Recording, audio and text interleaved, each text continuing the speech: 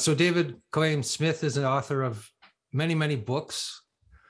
You're an alchemical cartographer, I guess, and writer. Would that be a correct title for what you do, among other things? I use the term esoteric cartography. Esoteric specifically here refers to the esoteric forms of mysticism and spirituality, and cartography is the practice of map making. Right, map making.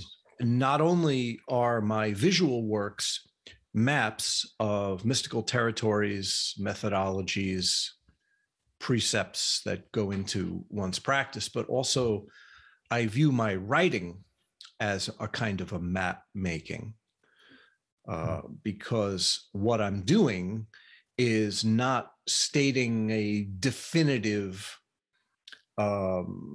presentation of anything in an absolute sense. I'm presenting my practice, essentially. I'm mapping out what I have done. So the difference is that when one states spiritual or religious precepts with a kind of absolutist point of view, you are stating something that is set out as equal for everybody, and one must rise to the occasion of this absolutist statement. I'm not doing that. I'm just merely giving you my data. Right. This is what I've done. And it changes as I change. And what I'm doing is actually giving a detailed map of the transmutation of my own phenomena. Right. So maybe before we get into what that map is or what exactly you are mapping, and your view, etc., you could give our listeners just an outline, a little bit about your story. You were telling me a bit about your youth in Queens and growing up, and it seems like you've had a very interesting life and a wild ride. So maybe people would like to hear about that. Well, I don't know how much detail you need on this subject. I got a lot of stories for sure. I grew up in the 70s, in the 1970s in New York City, when things were really falling apart. The various systems of the city, due to the bankruptcy in the mid-70s of New York City and the deterioration of the services of everything from police to sanitation to the school system and all that, everything was just falling apart. So in this chaotic mixture, I reconciled entropy. It was basically my worldview was formed in the midst of collapse. Basically. Right. So Lower East Side. You talked a little bit about as a young person in the Lower East Side and being kind of a street kid in some ways, right? And getting into drugs and all that, and then becoming an artist later on. Well, my family were well-to-do people, but I didn't stick around very much. Around the family home, I was pretty much out and about at a very early age. Like by 11 or 12, I basically had a life that nobody had any idea about, which took place, mostly downtown Manhattan, like you said. And I ended up just pursuing a life of debauchery, but at the same time had these really strong interests in, as a teenager, in surrealism and aspects of a kind of an absurdist visionary view of the universe that I pursued voraciously. I was just addicted to basically the elements that made the artists that I was digesting become what they were. It's funny because the difference is that the works that many of the surrealists produced and the causes of why they became that way were at odds with each other. I don't feel that surrealist artists forever what they seemed to be implying that they wanted was a sort of a subliming of phenomena, a sort of numinous insight into the nature of reality, because they wrote about this all the time and they made references to it, but they never even came close, because really they were, for the most part, careerists. They were just regular artists, ordinary people who fell into a historical time period which was cataclysmic, mostly between the end of World War I and the beginning of World War II in Europe. That's, I think, the cauldron of where it really gelled. And by 1945, when World War II was over, I think that the movement was spent completely. Right.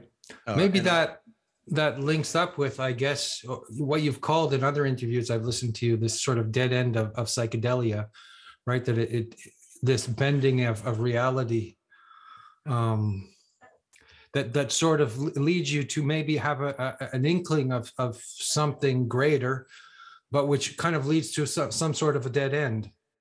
Is that what you're expressing when you're talking about the surrealists? Is it sort of a bit of what happened to you? Well, what I was saying about the surrealists is I intuited that many of them probably would have wanted a spiritual practice if they knew that such a thing was even possible. I'm not sure that they did, and I'm not sure that they understood the dynamics and the requirements and the circumstances that would be necessary for investigating such a thing. I think they were more into their own, like I said, their own careers and the development of themselves as artists. The problem with psychedelia is another matter that is related.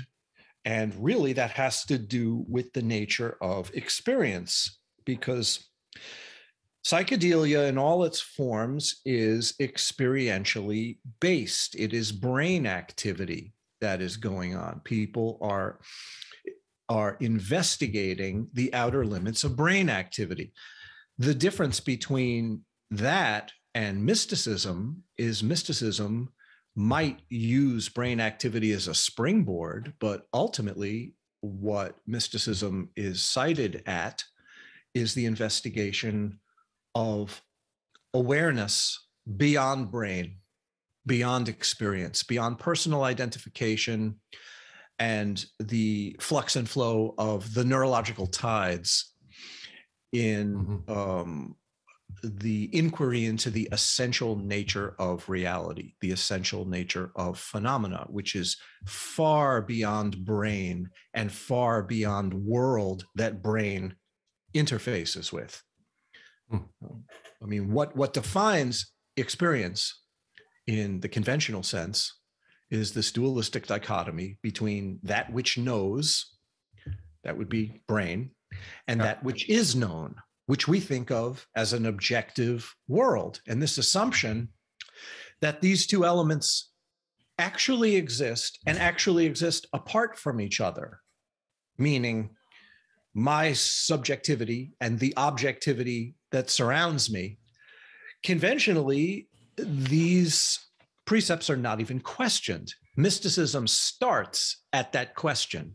And I really don't feel that psychedelia is interested in that question. It seems that psychedelia, for the most part, is interested in the subtle interface of experience as the two bleed together, but still in a brain-based chemical.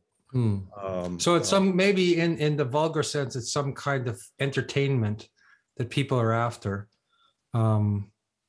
Whereas mysticism has a deeper and more profound aim to it than just experience. Or whereas many of the surrealists had this desire to understand something deeper, but they just were not lucky enough to have run into the mystical path in order to be able. They maybe had a shamanistic nature, but the culture around was not supporting their endeavors. Or well, with the surrealists, I think you'd have to take that on a case-by-case basis, but within the contemporary psychonaut psychedelia community, I think that it's a matter of, like you said, a passive recipient role to phenomena. rather than an attempt to discipline and cultivate a realization which one has to struggle against habit patterns.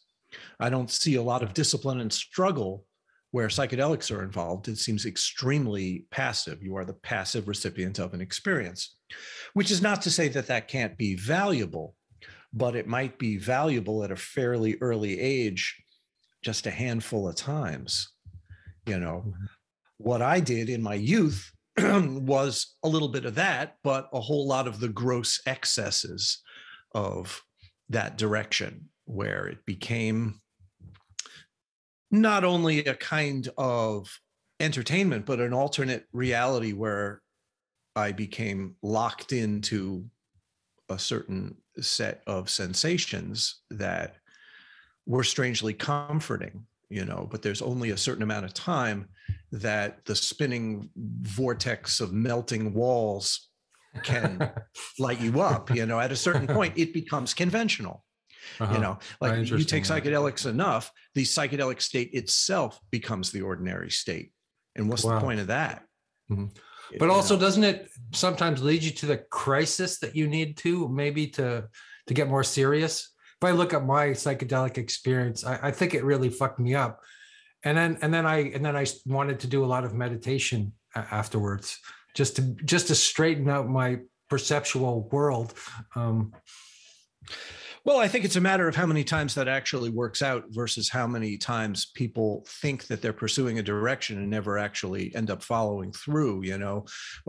Otherwise, the streets of the Lower East Side and, you know, many other cities would be replete with authentic mystical seekers, and they're not. They're replete with people who just sort of meander about and are rather self-indulgent about their interests and end up doing a whole lot of nothing. Okay, well, tell me a little bit about your beginnings in the art world, and you know what that was for you. Well, there's really not much to be said there. I wanted to be an artist like everybody else during the 80s, and you know, had a bunch of shows, and you know, so what? I made a bunch of works, and eventually. Maybe the interesting thing is why you stopped doing that, and went elsewhere, or. Well, I got clean from drugs in 1990.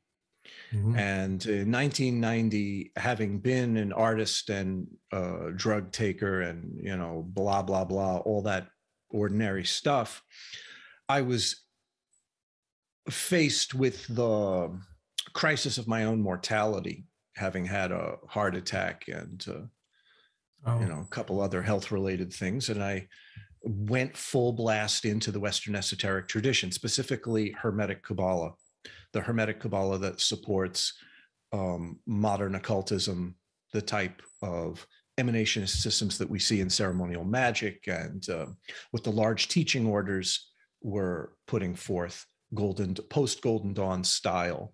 And I pursued that as much as I could throughout the early 90s, and eventually found that what I was really looking for didn't seem to be there in those disciplines.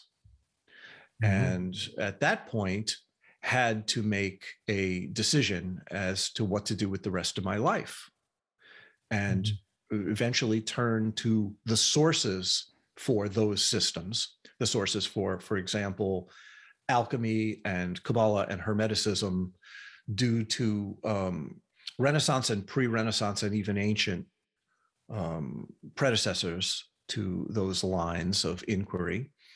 And pursuing those sources, I quickly dumped the 19th and early 20th century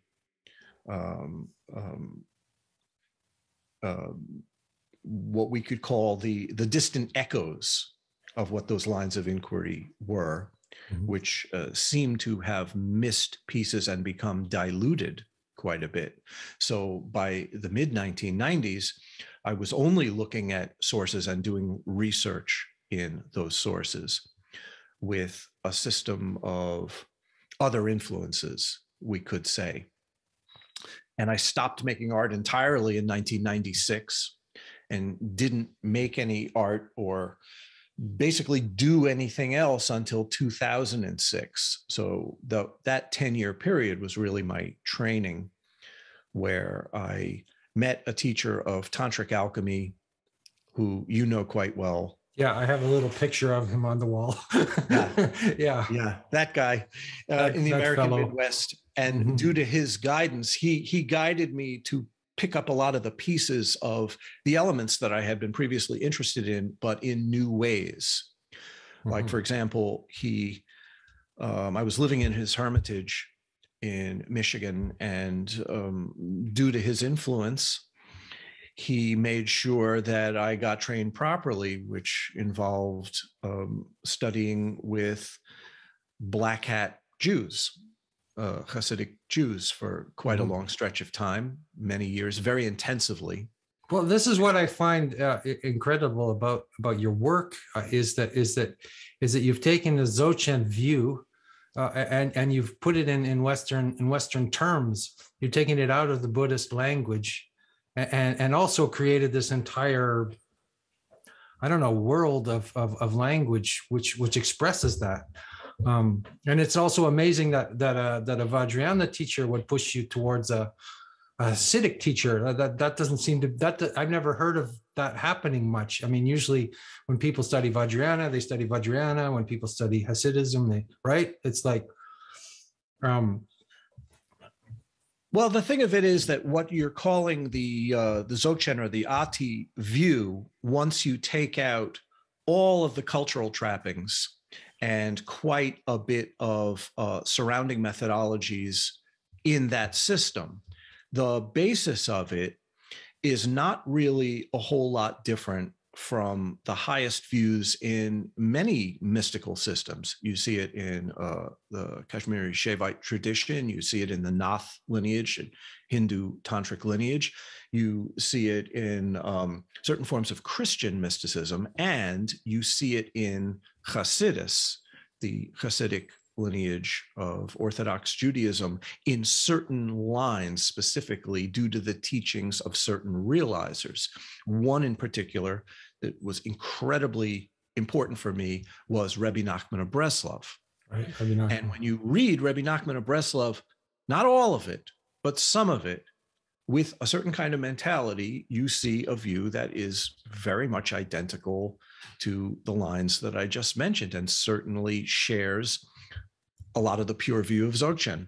Right. And so maybe the same as if you read Meister Eckhart, or if you read the great Sufi masters, you get the same view.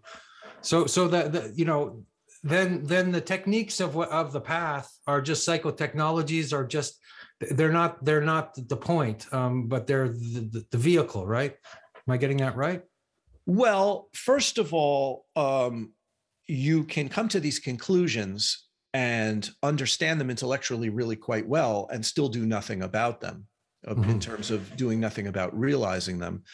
Once you become serious about actually practicing and pursuing the realization of these things, it's more than just an intellectual understanding. Unfortunately, this line gets horribly blurred all the time when people mistake a rather profound and even subtle intellectual understanding of these precepts with realization itself. And I don't think that there are a lot of people who understand that realization is actually something that is possible and has to be pursued by direct contact with another realizer, right? If you're interested in pursuing realization in the classic ancient fashion, you have to find a realizer. Verifying who and what they are and what they're doing is the great challenge of all these people who've hopped on board the new age train of being interested in these subjects, because obviously not everybody who makes a claim of realization is a true realizer, and not everybody who even is a realizer has realization in the complete sense. They could have partial realization or realization of certain aspects of the system and not others. There could be authentic aspects mixed in with other things. And there could be a confusion between precepts that are still conceptualized and true non-conceptual direct aspects of wisdom that can be transmitted. So you could even get transmission imperfectly from an imperfect realizer, and no one would even know. So it's a very dangerous area to get into, because how could anybody make this determination? Far be it from me or any book or any source to tell you how to do it. It is highly unlikely that it would happen at all. But history tells us and shows us, with the accounts of great realizers like the lineages we just mentioned, for example, Sufi masters for sure is another great example of this, that the highest view, the sublime view, is indeed possible, and is its potentiality is replete within the human experience. Pursuing that is a different matter. So it's an extremely rare occurrence. But then what do the rest of us do who are, hopeless practitioners? I don't know. You don't know. I have no idea. I don't have any recommendation for anybody, and I don't get involved with people's personal practice. I put out these books that I put out, and I give talks and all that. And people inevitably come to me with the question of, what do I do with the next step? How do I follow through? And I will not answer that question or get involved with people on an individual level in terms of their practice, because I don't want to do more damage. And I'm not offering my services as a guide to people. I'm just, like I said, putting out a map of what I've done, and people can find that useful or not. And that's the extent of my contribution. Well, maybe then, speaking from your personal experience, I wondered if you would share any of your meetings with your teachers, or any big moments you had with these teachers, if it wasn't too personal or too intimate to share. Well, I mean, I've had a direct connection with the one teacher that we spoke of, Tractung Rinpoche, for 27 years. Yeah, God. And during that period, he sent me to others to study and follow through, in particular, a certain Breslover Chassid rabbi, who it's probably best if I don't give his name, because in that community, association with a guy like me could be damaging. And also other teachers of technical Kabbalah within the Jewish world. One guy who was a teacher at a yeshiva. And in the Jewish world, especially where Kabbalah is concerned, there's this dichotomy between the Hasidic and the non-Hasidic aspects of what they call the Haredi world, the ultra-Orthodox world. The path of the Vilna Gaon and what they call the Misnagdim, the yeshiva world, or the non-Hasidic world, generally takes a certain approach, which tends to be far more mathematical and related to the clear apprehension of detail. And the Hasidic approach is more devotional. It's essentially a warm versus a cool style of transmission. Right. I'm sure that other similar dichotomies exist, for example, in Sufism in various lineages. But the highest is still the highest. The sublime does not change. Right. The only thing that changes is system and variation of understanding of system. And that's relative. And the relative is just the means that we use to approach and apprehend the absolute. Right. So if we hold the absolute in an unchanging way, all of these things either reveal it or they don't.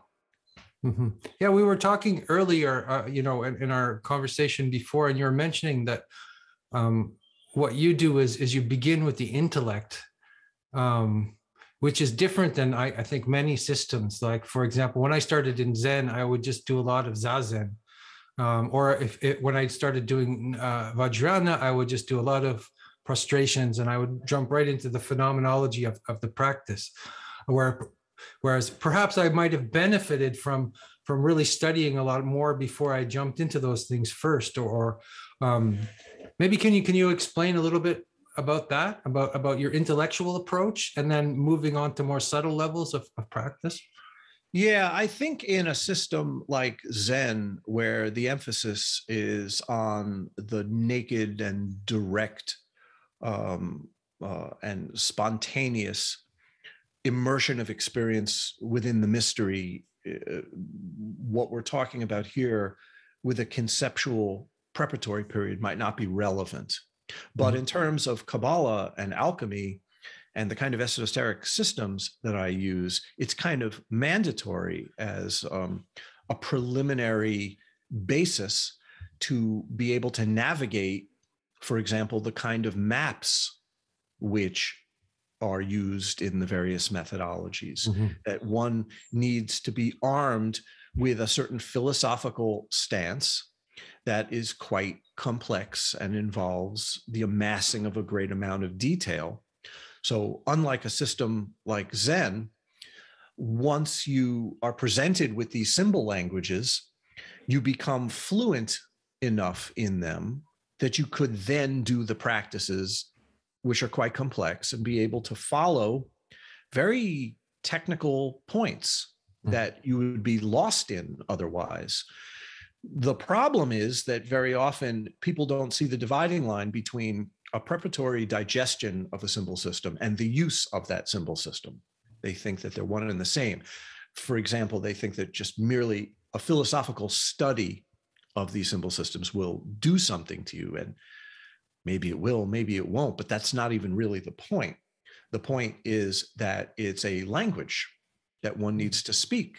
And once you speak that language, you get teachings in that language, you ask questions in that language becomes your guide.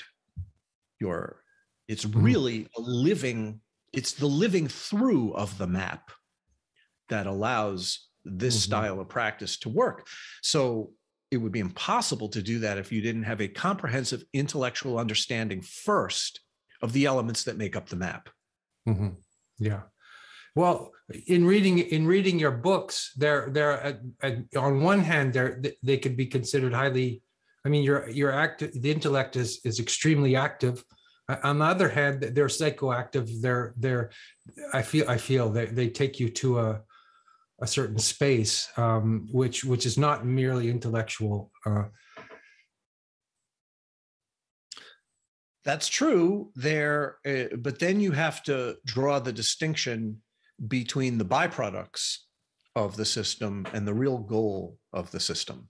I'd say all the visionary stuff, and like you say, psychoactive, I think that's the term you just used. Yeah. Like all of the changes in consciousness that produce views of the steps along the way that show you that things are not as they seem to be and are in the process of changing.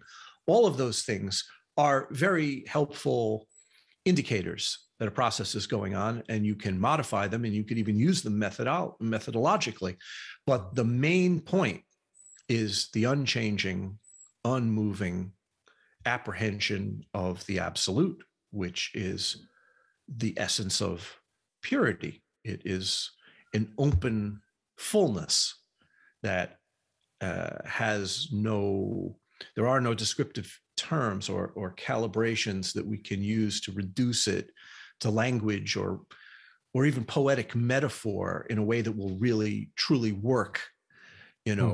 This open fullness that we refer to as the ground. Another word that is used for it is the word plenum. It's absolutely openness in the sense of an openness nothingness. There is no thing there. There is no thing about reality that you could say either is or is not. But that openness nothingness is replete with an absolute infinite fullness of possibility that allows for a spectrum of possibilizing vectors which has no end. So we throw ourselves into the mystery of this ground, this plenum, which does not change, because how can absolute possibility change? Either it is absolute possibility or it is just a set of possibilities, right? Mm-hmm. The spontaneous expression of this fullness is what is generally referred to as the divine. So we adhere to the divine, we fall into the divine and merge and join with the divine out of our love for it. And either love of the divine outshines all lesser concerns, or it doesn't. And if you find yourself hopefully and hopelessly more in love with the divine than with any other aspect of the panoply of issues in your life, then you can become a practitioner.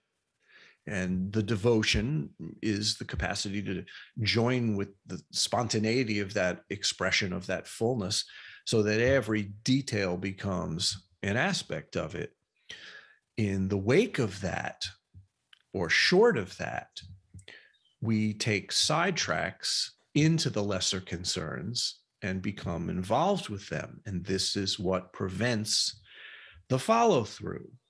If we have other interests, if our life becomes fragmented between different agendas. And I'm not saying that one has to be only doing one thing. It's possible to do anything and everything. But the question is, what is the meaning of a life? Mm-hmm. What are we doing it for? Or who are we doing it for? Well, maybe who is the wrong. Yeah, that would be a theistic. That would be the theistic view. Well, this is we can talk about that actually. Too. I want to ask you, because I know a lot of philosophers, Hegelian, Lacanian, really guys that are, and people who my friend Alexander Bart considers himself a monist,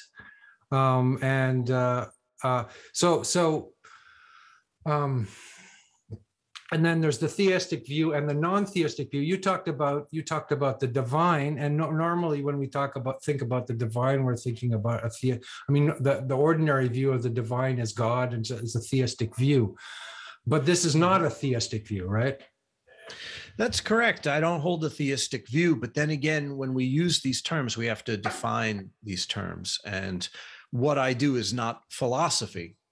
And the reason why it's not philosophy is because when you get into the realm of philosophy, you're doing something with language that becomes far more important to the philosopher than what I'm doing. I'm just using language as a convenience. And the theistic argument is simply a matter of reification. You mentioned monism. Yeah. If you reify the everything, even if it's an everything nothingness, all right, if you reify it as a one, the one, capital O, then that becomes your monad. There are people who consider themselves monists, maybe in the sense that Plotinus used similar terms, and maybe they're not reifying the one. That you have to take that on a case-by-case basis. But the way that I use the term, monism is the reification of the spontaneous expression of the nothingness. So what's the difference between Plotinus's version of the monad and this version that I'm not sure if I've got that. Well, the difference is that, like I said, we have a plenum of open fullness that in and of itself cannot be reified. It's beyond reification. It's an openness nothingness, and that is the heart of the mystery. But the nature of that openness nothingness is spontaneous expression in the register that we call luminosity, the dynamism from which all things are formed, both in terms of the knowing of things and the things that are known, are aspects of this spontaneous expression of luminosity, which never departs from the openness nothingness. See, this is where the monist can, in the sense that I use the term, can reify their monad. They reify the monad of light, or the light of the openness nothingness into a one, a great thing that includes all other things.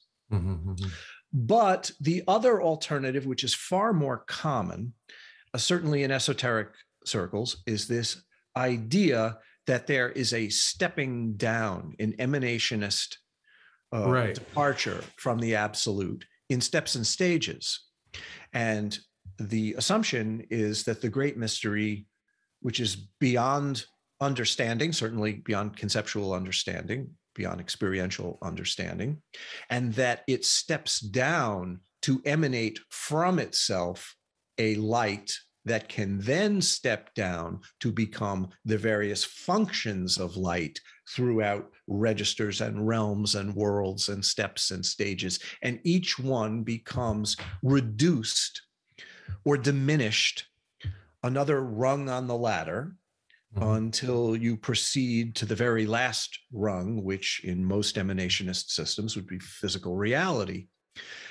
So we have certain assumptions made about this, and most of them are theistic, that the absolute, which is the first cause, right? That's the God of a theistic system, right? That is always somehow distanced or set apart from the reality of its creation through this ladder of steps and stages. The best explanation I could give you for why my view is non-theistic is, first of all, I don't view anything having ever departed from anything else. And then you got to take this to the very root of all of the departures of an emanationist system, which is that first so-called departure of light or luminosity as the currency of all phenomena, departing from the openness nothingness.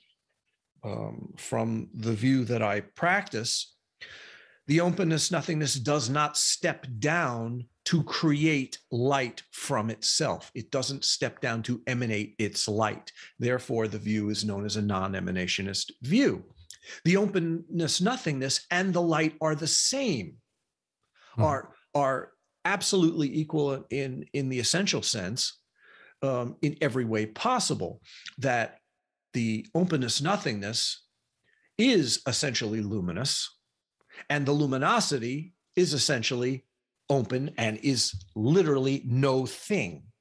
And from the fullness of that no thingness, the luminosity is shaped according to habit throughout various registers of apprehension. And this is a very, very different way of viewing the registers of reality than the emanationist model. Because from the emanationist model, something is derived or caused from something else. And then that continues to step down. So it's based on causality or causation. Karma. So is this a view that is differed from the view of karma? I was having a conversation with somebody about karma, and they were saying karma and reincarnation and all that is just nonsense. It's like because nothing ever, is karma an emanationist view, or am I confusing languages here? I think that these terms can be used in very different ways. Right.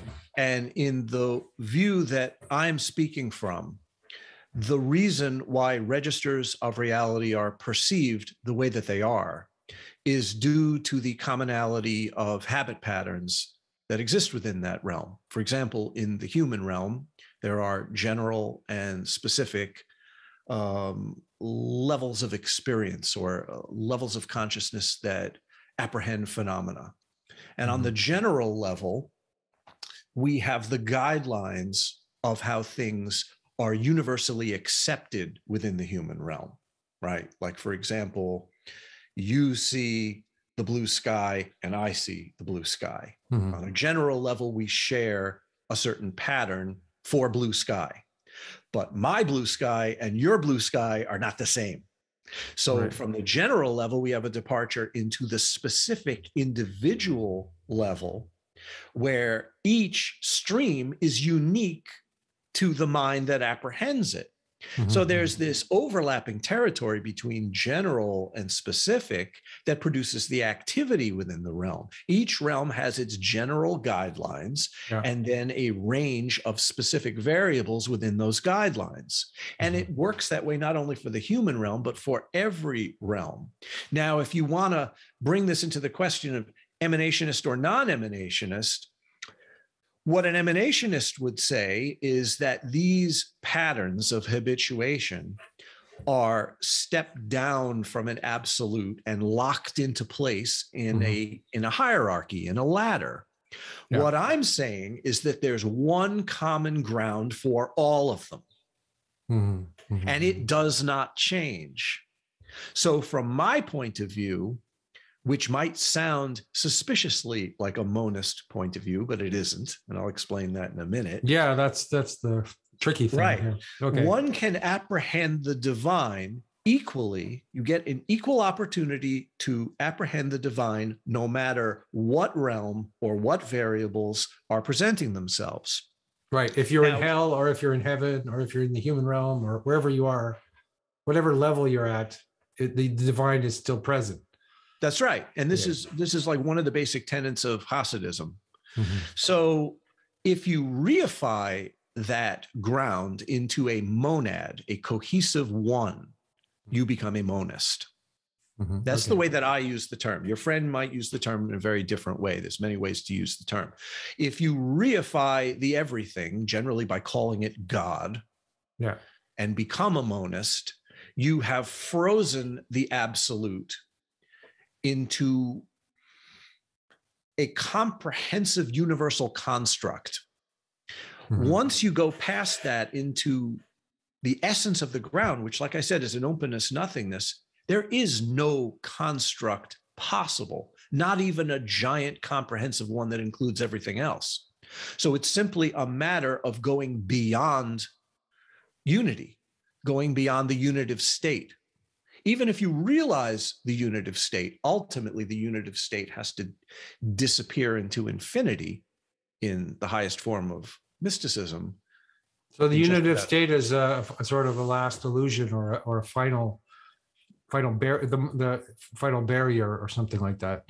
That's right, and that's in the Kabbalistic system where we view the pattern of creative expression as 10 sfirot. That unitive state would correspond with the Keter, the highest, the crown of the system, where reification is either made and then passed to every level, or unmade. So in a sense, you could say that that highest point where the unitive state is reconciled is the very beginning of mysticism. And mysticism isn't even possible up until that point, because up until that point, you're just dealing with the flux and flow of relative phenomena. I think you're giving me an insight as to why it's almost impossible to talk about mysticism.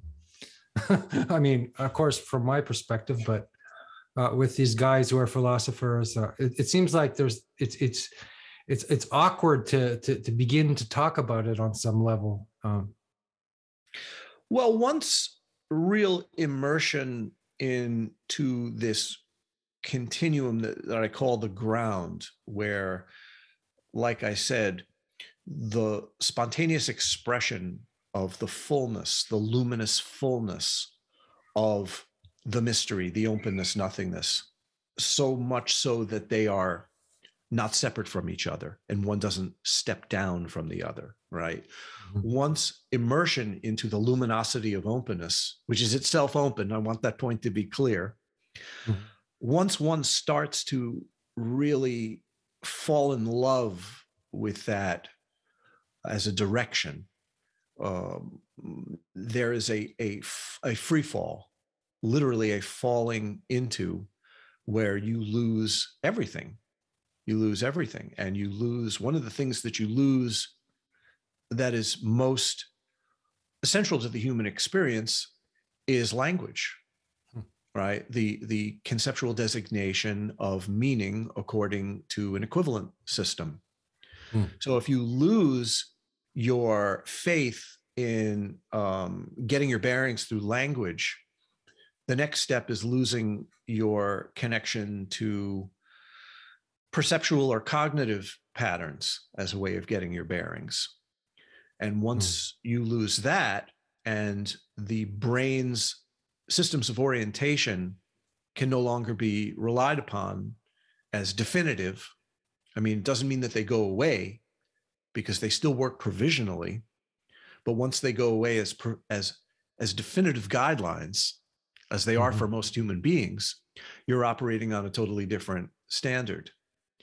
And at that point, the provisional nature of phenomena becomes extremely tenuous, tenuous in the sense of dreamlike, transparent, open, permeable, right?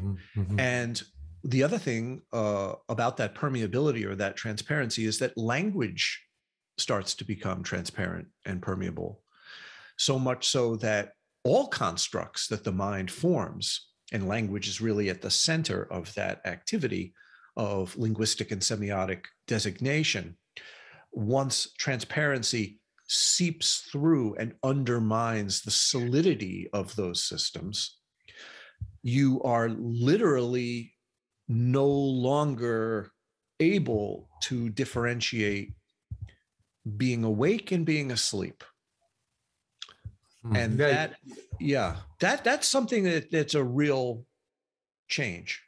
Because once you've fallen into this new standard of operation past the point of the general laws of the human realm, it doesn't mean that you've exited. You're still walking around talking to people.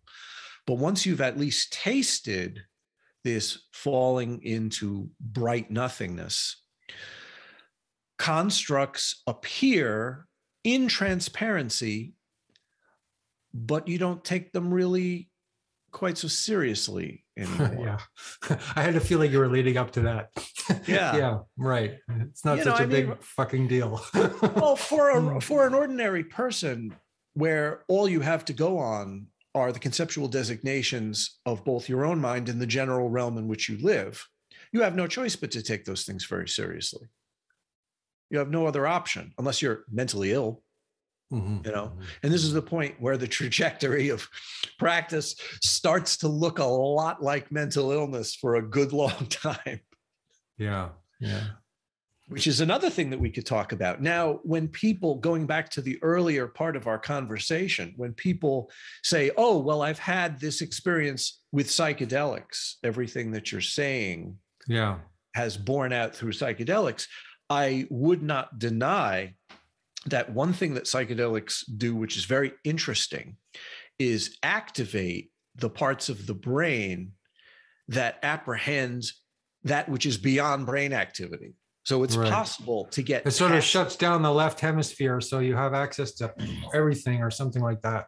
Well, I don't know about that, but it's possible to get passive tastes of what I'm talking about in psychedelics. But there is a universe of difference between getting little passive tastes of that, which you're not in control of, and disciplining your mind to go to this place, regularly, in a way that, well, the analogy that I always use is like, there's a difference between walking into a theater and watching a movie and being the writer and director and star of the movie.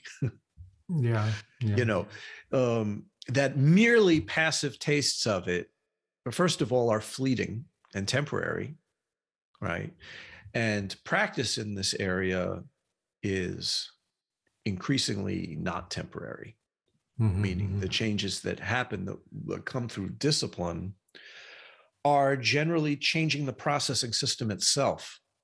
Like I said, they're changing the standard upon which constructs assert meaning, right? And once those changes are made to the exclusion of all other possibilities or interests, the default setting changes. And it's not an aberration anymore, it's the new normal. And what happens in mystical practice is that you keep moving that bar, and the standard basis passes beyond general realm characteristics into wherever, you know, it really has to do with what you're practicing and who you're practicing with, where that. So this whole hierarchical construct of reality that people navigate in dissolves and becomes something else? Well, like I said before, there are byproducts along the way that assert themselves. So if you hold a view based on the absolute or based on the ground, based on the divine, if you want to use that word, in a non-emanationist, non-monistic, non-theistic way, you will definitely enter territories constantly that assert themselves and have to be contended with. So it's not like everything disappears. Phenomena never disappears. Phenomena is always phenomena. The question is, what is its meaning? Along the way, you don't know until realization is stabilized. You don't know the nature of phenomena. You have tastes or apprehensions of it to various degrees that you cultivate. But if you're working in a true lineage that has teaching methodologies that have been proven to work correctly for a very long time, that you could rely upon, you end up in a lot of strange territories. Yeah, which you mentioned mental illness and that kind of thing. How would that happen to you when you're doing this practice, and how do you avoid that? How do you stay sane when you're going, when all these things are falling apart around you, or all your filters and modes of reality are dissolving? And I think it's more a matter of not caring whether you remain sane or not, and be willing to take the risk.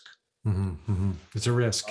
Yeah. I mean, first of all, the true disasters of mysticism are an unknown, meaning, is it possible to be what is, by conventional standards, mentally ill as a practitioner and still be a viable practitioner? Well, that's between you and your teacher. Right. And really, that's the only standard that matters. If you are, by conventional standards, a psychotic, but your teacher is telling you that you're doing great, then I would stick with it. Okay. Because the lesser concerns of how behaviors and interpretations of reality are processed amongst, for example, the mental health community, they are not really a concern. And there are lineages which head directly for the bullseye of this target. And crazy wisdom is the usual term that people use, or crazy wisdom generally in America, at least, is just a euphemism for excusing bad behavior. I thought you were, yeah, sure. You know, but I'm talking about the true extreme non-dual lineages. Like, for example, the Aghoris in India. Yeah. You know, who many of them, certainly by most standards, would be called some crazy people. Yeah, drinking Mercury and engaging in orgies and doing all kinds of weird stuff. Yeah. Well, but you know, I mean, Tracting Rinpoche drinks Mercury. So, yeah. It does, hey. Yeah. Hey, that's if it wasn't for Tracting Rinpoche drinking Mercury, I wouldn't be here, because it was that very act that caused me to make my own work. That's another story. Can you explain that, or no? Not? I can't explain it. But yeah, that's very interesting. But I probably shouldn't have said it at all, as a matter of fact. But the thing of it is that, in my own development, I was headed for a whole lot of nothing, even after many years of study and practice. Just because you're devoting your life to one of these disciplines doesn't mean you're going to get anywhere. Yeah. Right. So here I was, a sort of lukewarm practitioner functioning in this lineage, and something really radical needed to be done. And what was done, without going into a whole lot of private details, is Tracting Rinpoche blew my mind with some incomprehensible and dangerous activities, such as the drinking of mercury. And it caused me to go away running and screaming back to Brooklyn. And the reaction, because a true teacher really has a pinpoint accuracy as to the understanding of their students' variables at any given moment. And he knew that at that particular juncture, what seems like crazy damaging behavior would push me to have a reaction. And the reaction on my part that he calculated was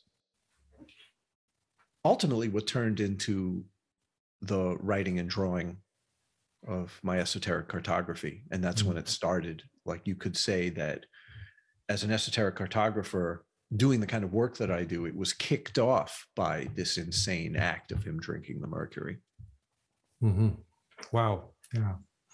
And that happened in 2006, I believe, in the summer at Sogilgar. And immediately upon going back to Brooklyn, I wrote my first book.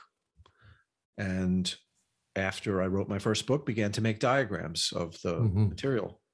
Yeah.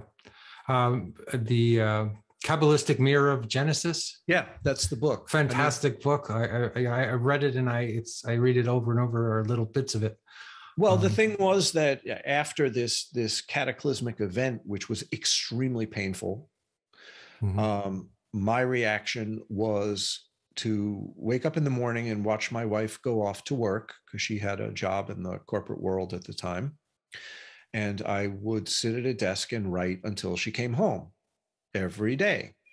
And that's Kabbalistic Mirror. That's how it was written. It was a direct reaction to trying to get my mind back after it had been blown apart by the extreme bizarre activity that was thrust upon me with the mercury. And there's a lot of details I'm not going to go into about the mercury and why it was mercury and what the surrounding events were, but it was crazy and it was dangerous. And well, yeah, Vajrayana Tantra is there's many warnings labels on the bottle. It's a dangerous activity, and they're always saying you shouldn't partake in it unless you're serious. And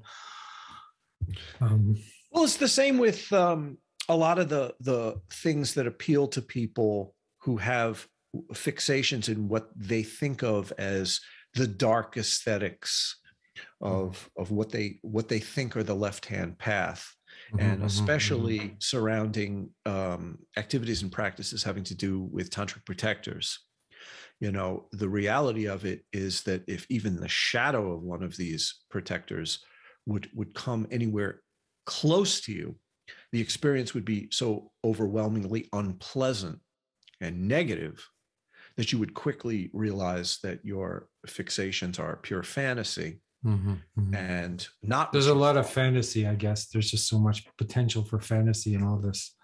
Well, if somebody's talking about it in public, it almost always is pure fantasy, because the reality of it is so far different than what is commonly discussed when it comes to, for example, protector magic and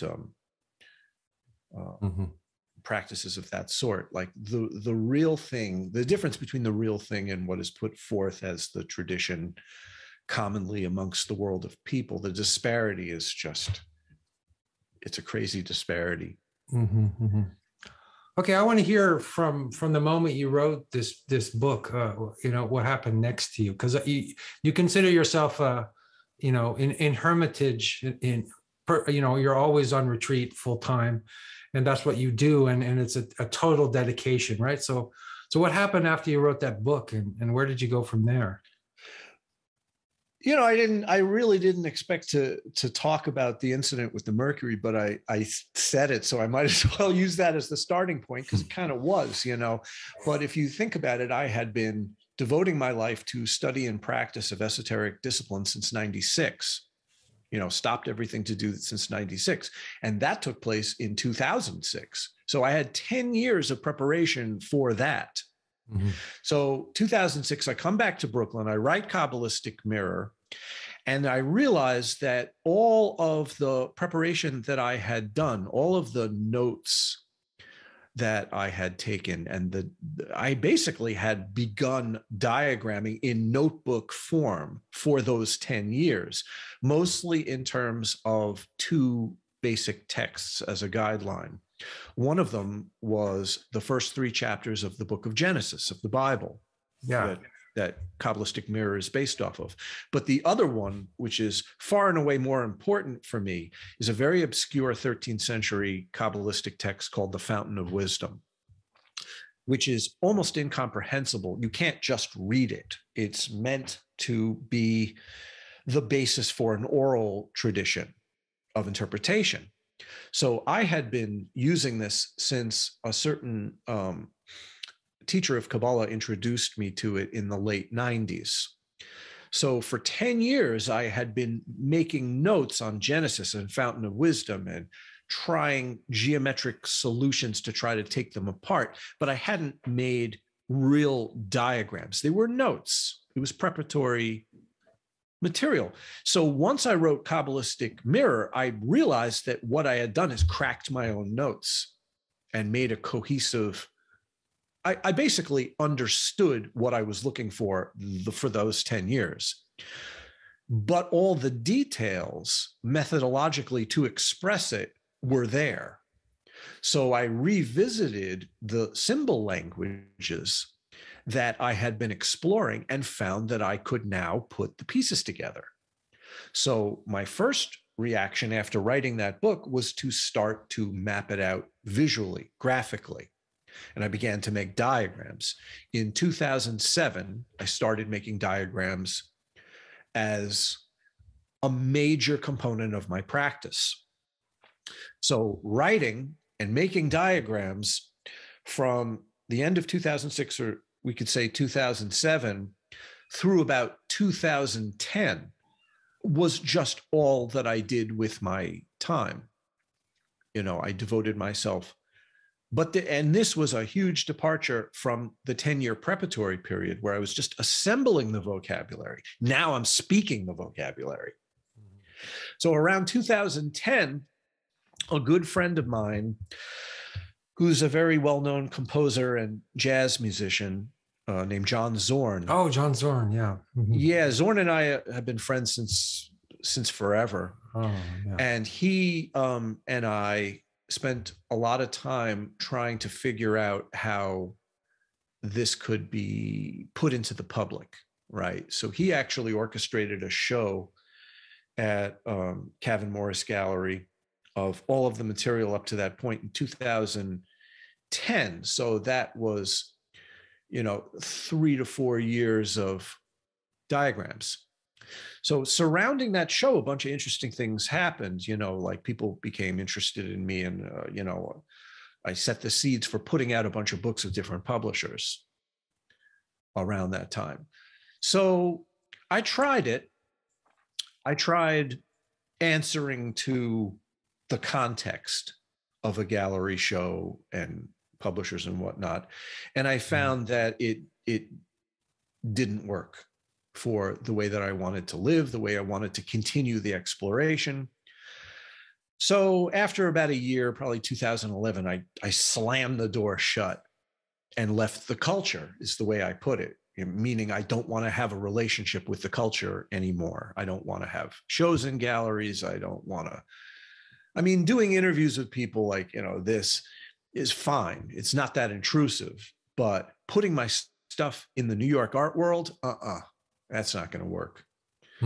So that was my very last show, was 2010. Around 2011, I realized either I'm going to be a retreatant or I'm going to be stuck in this public expression of a private thing for the rest of my life, which does not work. Oh, wow. Yeah. So in becoming a retreatant, I realized that I had to do years of formal retreat. Mm-hmm. And that's when the direction became solidified, because now I have a working vocabulary. Yeah. Right. I had 10 years of preparation for the elements of symbol systems. Then I began to use those symbol systems in a cohesive way that actually spoke a language and could articulate what I wanted to articulate using this arcane symbol set. I dangled it into the public for 2 seconds, saw the error of that, and then ran in the opposite direction and started a life of formal retreat, which involved the generosity of my wife, who chose to take care of me as a retreatant. And for the period of formal retreat, she moved out of the house to allow me to, she got an apartment down the street. Wow. And took care of me, cooked for me, and took care of all of my needs. So I didn't have to have any responsibilities or concerns.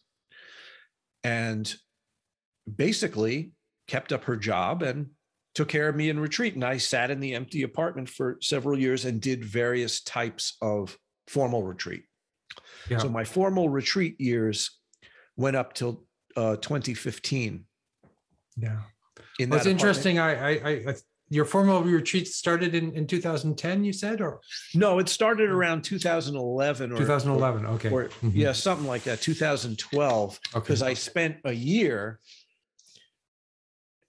wasting time in the New York art world. Oh, I see. Yeah, I remember you talking about the fact that you were in retreat in Brooklyn, on a busy street, and that it didn't matter whether you go on retreat. It doesn't matter if you go on retreat in downtown New York or if you're in a mountain in the Himalayas. It makes zero difference. Yeah, there's this fantasy that exists in the popular imagination of going off to the cave or the mountaintop, as if that's going to solve all your problems for you, which of course would never work, because you're going to take your problems into the cave and then you're going to go be a mess in the cave. But the thing of it is that retreat, which is really very misunderstood, is 100% mental. You could do it anywhere if you had the right mentality. Right. So yeah, I was in the. So you wouldn't even have had to have left with your wife if you had the right mentality, and you wouldn't have had to be in separate apartments. I mean, could you have done it with other people around, or would you have to be alone? No, that's just you, but. That's a different issue, because there are certain logistical issues about technique. For example, the need for absolute silence and lack of activity in the same room with you. Like outside my window, I lived on Old Fulton Street in Brooklyn, across from the Brooklyn Bridge. On the other side of the street was the Brooklyn Bridge. So I was right on the water, city skyline. This is a place where tourists go. Yeah. And they go to eat pizza and walk around, and the tour buses come in, and there's yelling and screaming and all kinds of fights and things, and bars across the street 24 hours a day, right? So it was extremely loud and disruptive, plus construction constantly on the bridge and whatnot. So it was not quiet. But there's a difference between that and the room that I'm sitting in. If there's another person in the room, I am not strong enough to practice through that. So that's my limitation. Gotcha. Okay. Right. So my wife had to move out so that I could at least do the actual practices that I needed to do and blot out the whole of everything else. It's going to be different for each person, but that was my dividing line. And my years of formal retreat were not entirely pleasant. They were painful.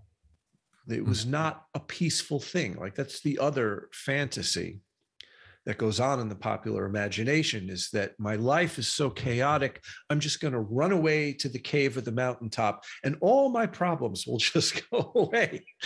I mean, I'm laughing because the opposite would happen if you did that. It would amplify everything. The craziness of your own head would be so off the map that you'd run back to the big city apartment that you came from. You wouldn't walk, you would run. you know, after just a little bit of facing of the state of your own affairs. Yeah, I have a small experience of that. I was at a monastery for a year, and I went bananas while I was there. So, yeah, with good reason, because yeah. I mean, how else are you going to find out? How else are you going to find out? Yeah. You know, so I sat in this apartment, I sat in this room, and went through the burning through of a lot of real obscurations and obstructions that were inherent in the habit field of my own mind, which was painful. And now I also must mention this: during the period between 2006 and this retreat period, I had left the Tractor Rinpoche's lineage officially, like cursing them, like left in an unpleasant way. But he knew it the whole time, and we were like secretly in communication. And then at a certain point, he comes to New York. He flew to New York to sit in the room with me and tell me what had just happened. And until he flew and sat in my room in Brooklyn, I still thought Tractor Rinpoche is crazy. He drank mercury, you know, he's out of control. Like, I had no idea that this was like a planned event to get me to do all this stuff. So once I heard from him sitting in my living room that he and the other realized members of that lineage had actually orchestrated this, and it's kind of time for me to come home now. Okay. You know, and then he left the next day. Like, he came to New York to say that in person and then went back home. So that's unusual. And then I started my regular life of frequent visits to the Gar, the Hermitage. And I have a little hut there, and I, you know, have a place to stay on the property in a hut. And for the following years, I was going out there all the time.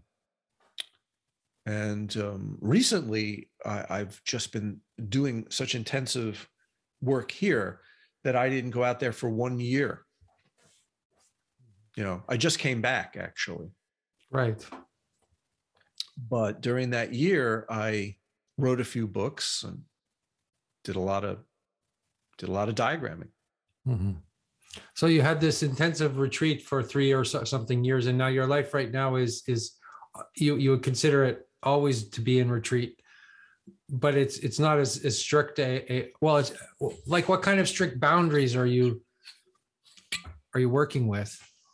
Well, this is another thing that people don't understand about retreatants. Like, the boundaries are always changing according to what you're doing and what the needs are and what you're asked to do. There's many, many different types of boundary structures, from absolute formal boundaries, to permeable boundaries, to boundaries that are selective. You know, closed boundary formal retreat is what everybody thinks of with retreat, and that's a thing for certain people. But there's also flexible boundaries too, and I've explored all of it. I've done formal closed boundary, I've done selective boundary, down to like micro level of adjustments. And basically, I'm not the boss. The work is the boss, and I will do whatever it takes to do the work. The work, yeah. Yeah. So you've been. Oh, go ahead. No, I'm not going to say anything. Go ahead. No, I was going to say that when you speak about your work, it's your practice that you're sharing with people, but and you don't care how they respond necessarily, or is that true? Is it just that you're putting it out there and like or do you have any concerns whatsoever about how, what people will make of your work? Or Oh, sure. I care that it benefits people. I want it to benefit people. I care. It's not like I don't care, but I'm not doing it for them, and I'm not doing it for me. You know, Right. and people, when they hear that you get accused of saying that you don't care if people like it or not, and I'm saying I do, I want it to benefit people. Yeah. But when the sentiment circulates that maybe your relationship to caring is slightly different, the response is always, oh, well, then you're doing it for yourself. Hell no, I'm not doing it for myself. Oh, right. All right. Uh-huh. So I'm not doing it for you. I'm not doing it for me. Uh-huh. Listen, if I was doing it for me, I'd be in way worse trouble than if I was doing it for you. Right. No, I'm doing it for Right. the divine. You know, I mean, there should be no lack of clarity about that. If you're a practitioner and this comes first and your own concerns are put into the perspective of this greater direction, you're doing it for the divine. It is divine service. It is a divine practice. Mm-hmm. Mm-hmm. If I did it for myself, I'd be just like those half-assed surrealists that I was so obsessed with as a teenager. And then I would just be, you know, another careerist artist or writer making their personal statement. See, I'm not doing personal expression. Yeah. There's no. You told me that a long time ago. You said that the difference between your early artwork and what you're doing now is it has nothing to do with personal expression. And I thought about that a lot. Yeah, I'm not interested in my mind's reactions to things.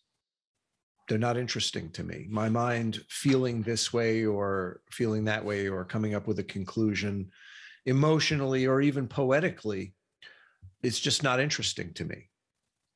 No, I'm only interested in the pursuit of the subliming aspect of my path, and the byproducts that are kicked up by that pursuit can be codified and mapped, and the territories that I enter can also be mapped.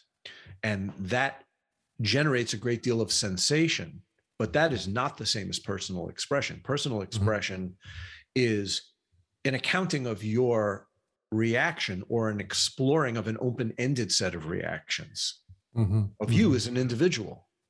Yeah. And if the whole purpose of what I'm doing is the opposite of reifying the sense of my identity as an individual, Yeah. that's the kind of the point of what I'm doing here. Personal expression would be the exact opposite of that. So I don't consider myself an artist in the contemporary sense whatsoever.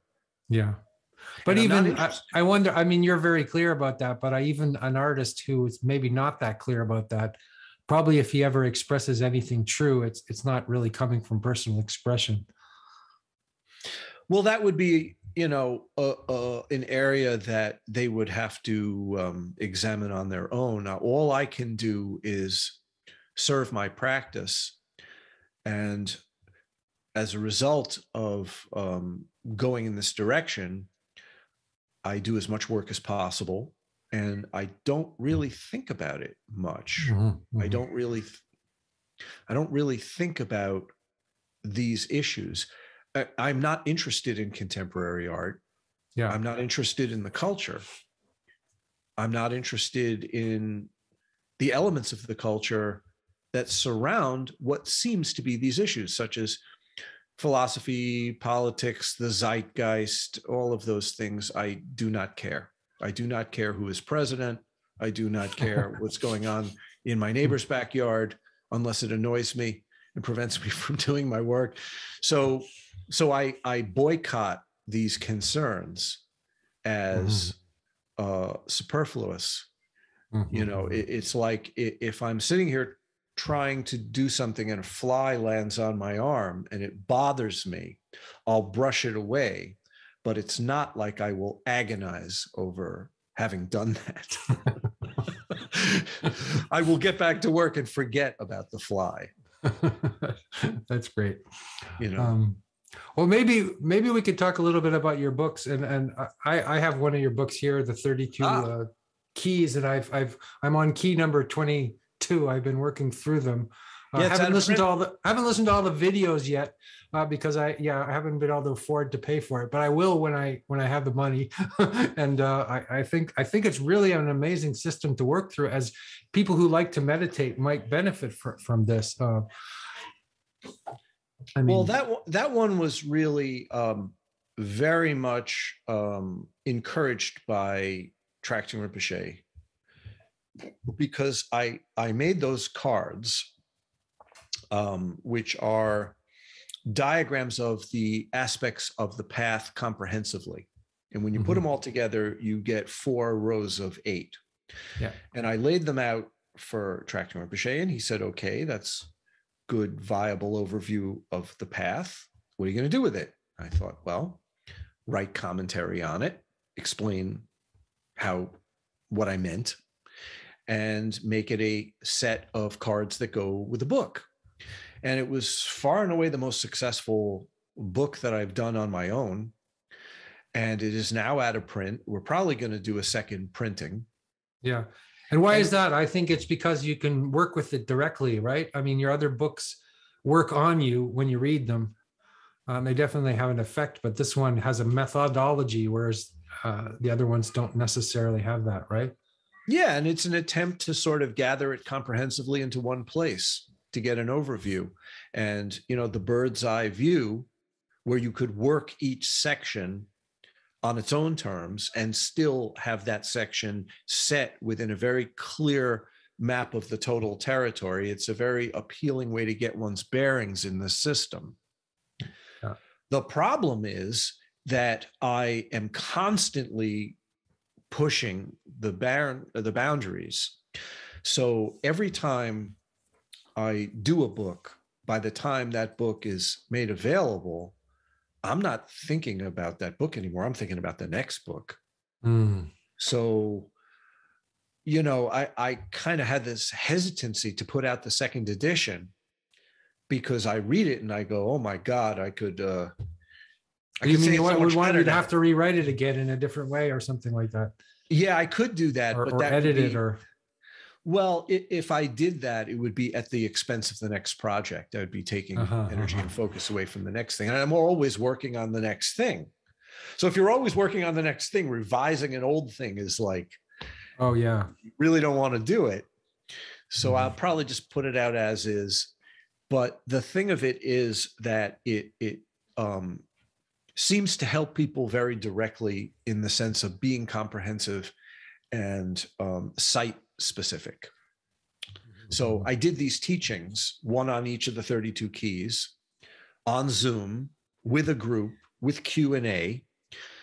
My wife Rachel and somebody who works with us took elements of the cards and made animated graphics in the videos to a certain extent, a lot or a little, and we put them out as a set.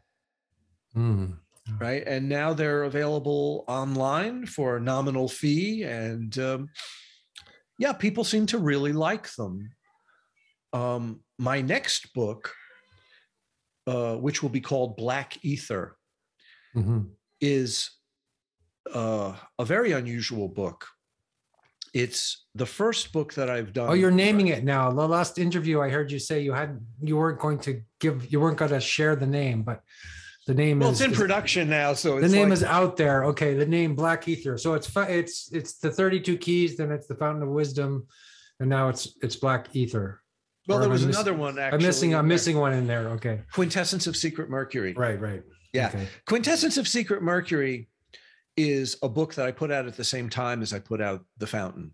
I put out 2 books at the same time, and it's mostly images and short texts. So it's a good, concise collection for people who want to observe what it is that I do in a sort of creative sense. Like, it probably has way more images than most books do, and the texts are sort of poetic expressions and relatively short. So it's easy to look through and digest for those who might not have the wherewithal to really want to pursue the system. Like 32 keys is pretty intensive study. Quintessence of Secret Mercury is like a lot of nice tastes. But one thing that's in that book that relates to our conversation is I did a string of notes during my years of formal retreat. And I ended up calling that notebook text the Quintessence of Secret Mercury, and I put it out in its entirety there.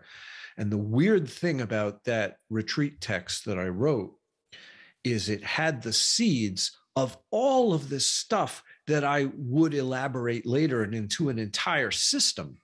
But at the time that I wrote it, I was barely aware of what I was writing. And I wrote it down, I put it in the notebook. It sounded good, and I sort of got the point, but I don't think that I really understood it. So it was kind of like an acorn that grew into a big tree or something like that. Yeah, and then I revised it, cleaned it up a little bit, and I put it out and named the book after it. So that came out at the same time that Fountain of Wisdom came out. Plus, it has a lot of images in it. It's got a lot of visuals. And after that, which was less than a year ago, this real shift happened where the material that I had digested from Fountain of Wisdom is a very odd text. There are things that mark the Kabbalistic system for people. The worlds, the levels of the soul, the sphirot of the tree of life, right? The Fountain of Wisdom is a Kabbalistic text that doesn't use any of that vocabulary. There are no sphirot, there are no worlds, there are no levels of the soul. Everything that marks Kabbalah in people's minds is absent from the text. It is very, very weird. What it has are psychoetheric suggestions, atmospheres of phenomena on the very subtle level. Yeah. And is that the same thing as rasas, the rasa? Well, I interpret many of the psychoetheric atmospheres as rasas, but some of them are different than rasas, because rasas are feeling tone resonances that are pitched to very specific qualities. Like a specific rasa will be a specific quality. Some of the sensations in Fountain of Wisdom are like that, but some of them are much more general and less specific. And some of them are just give you kind of the pretext for a rasa, right? Like the space in which rasas could appear. So it's much more sort of, the spectrum is much wider. It's not just merely an accounting of rasas. Rasas are one phenomena of tastes that occur in different registers. The Fountain of Wisdom is giving you this wild spectrum of places where all kinds of phenomena can arise. And as a result of digesting this and spending just enormous amounts of time functioning that way, I started to adopt this direction that the Fountain of Wisdom leads into, and found that my own inquiry and exploration could go in this direction beyond the boundaries of the Fountain of Wisdom text itself. And I started revisiting quite a bit of the material that I had been working with through this new vocabulary of exploration and inquiry, and found that the Fountain of Wisdom really was much more of a kind of a springboard into a way of working contemplatively that had never been done before. It's almost like I wanted to have this methodology of inquiry, but it hadn't been invented yet.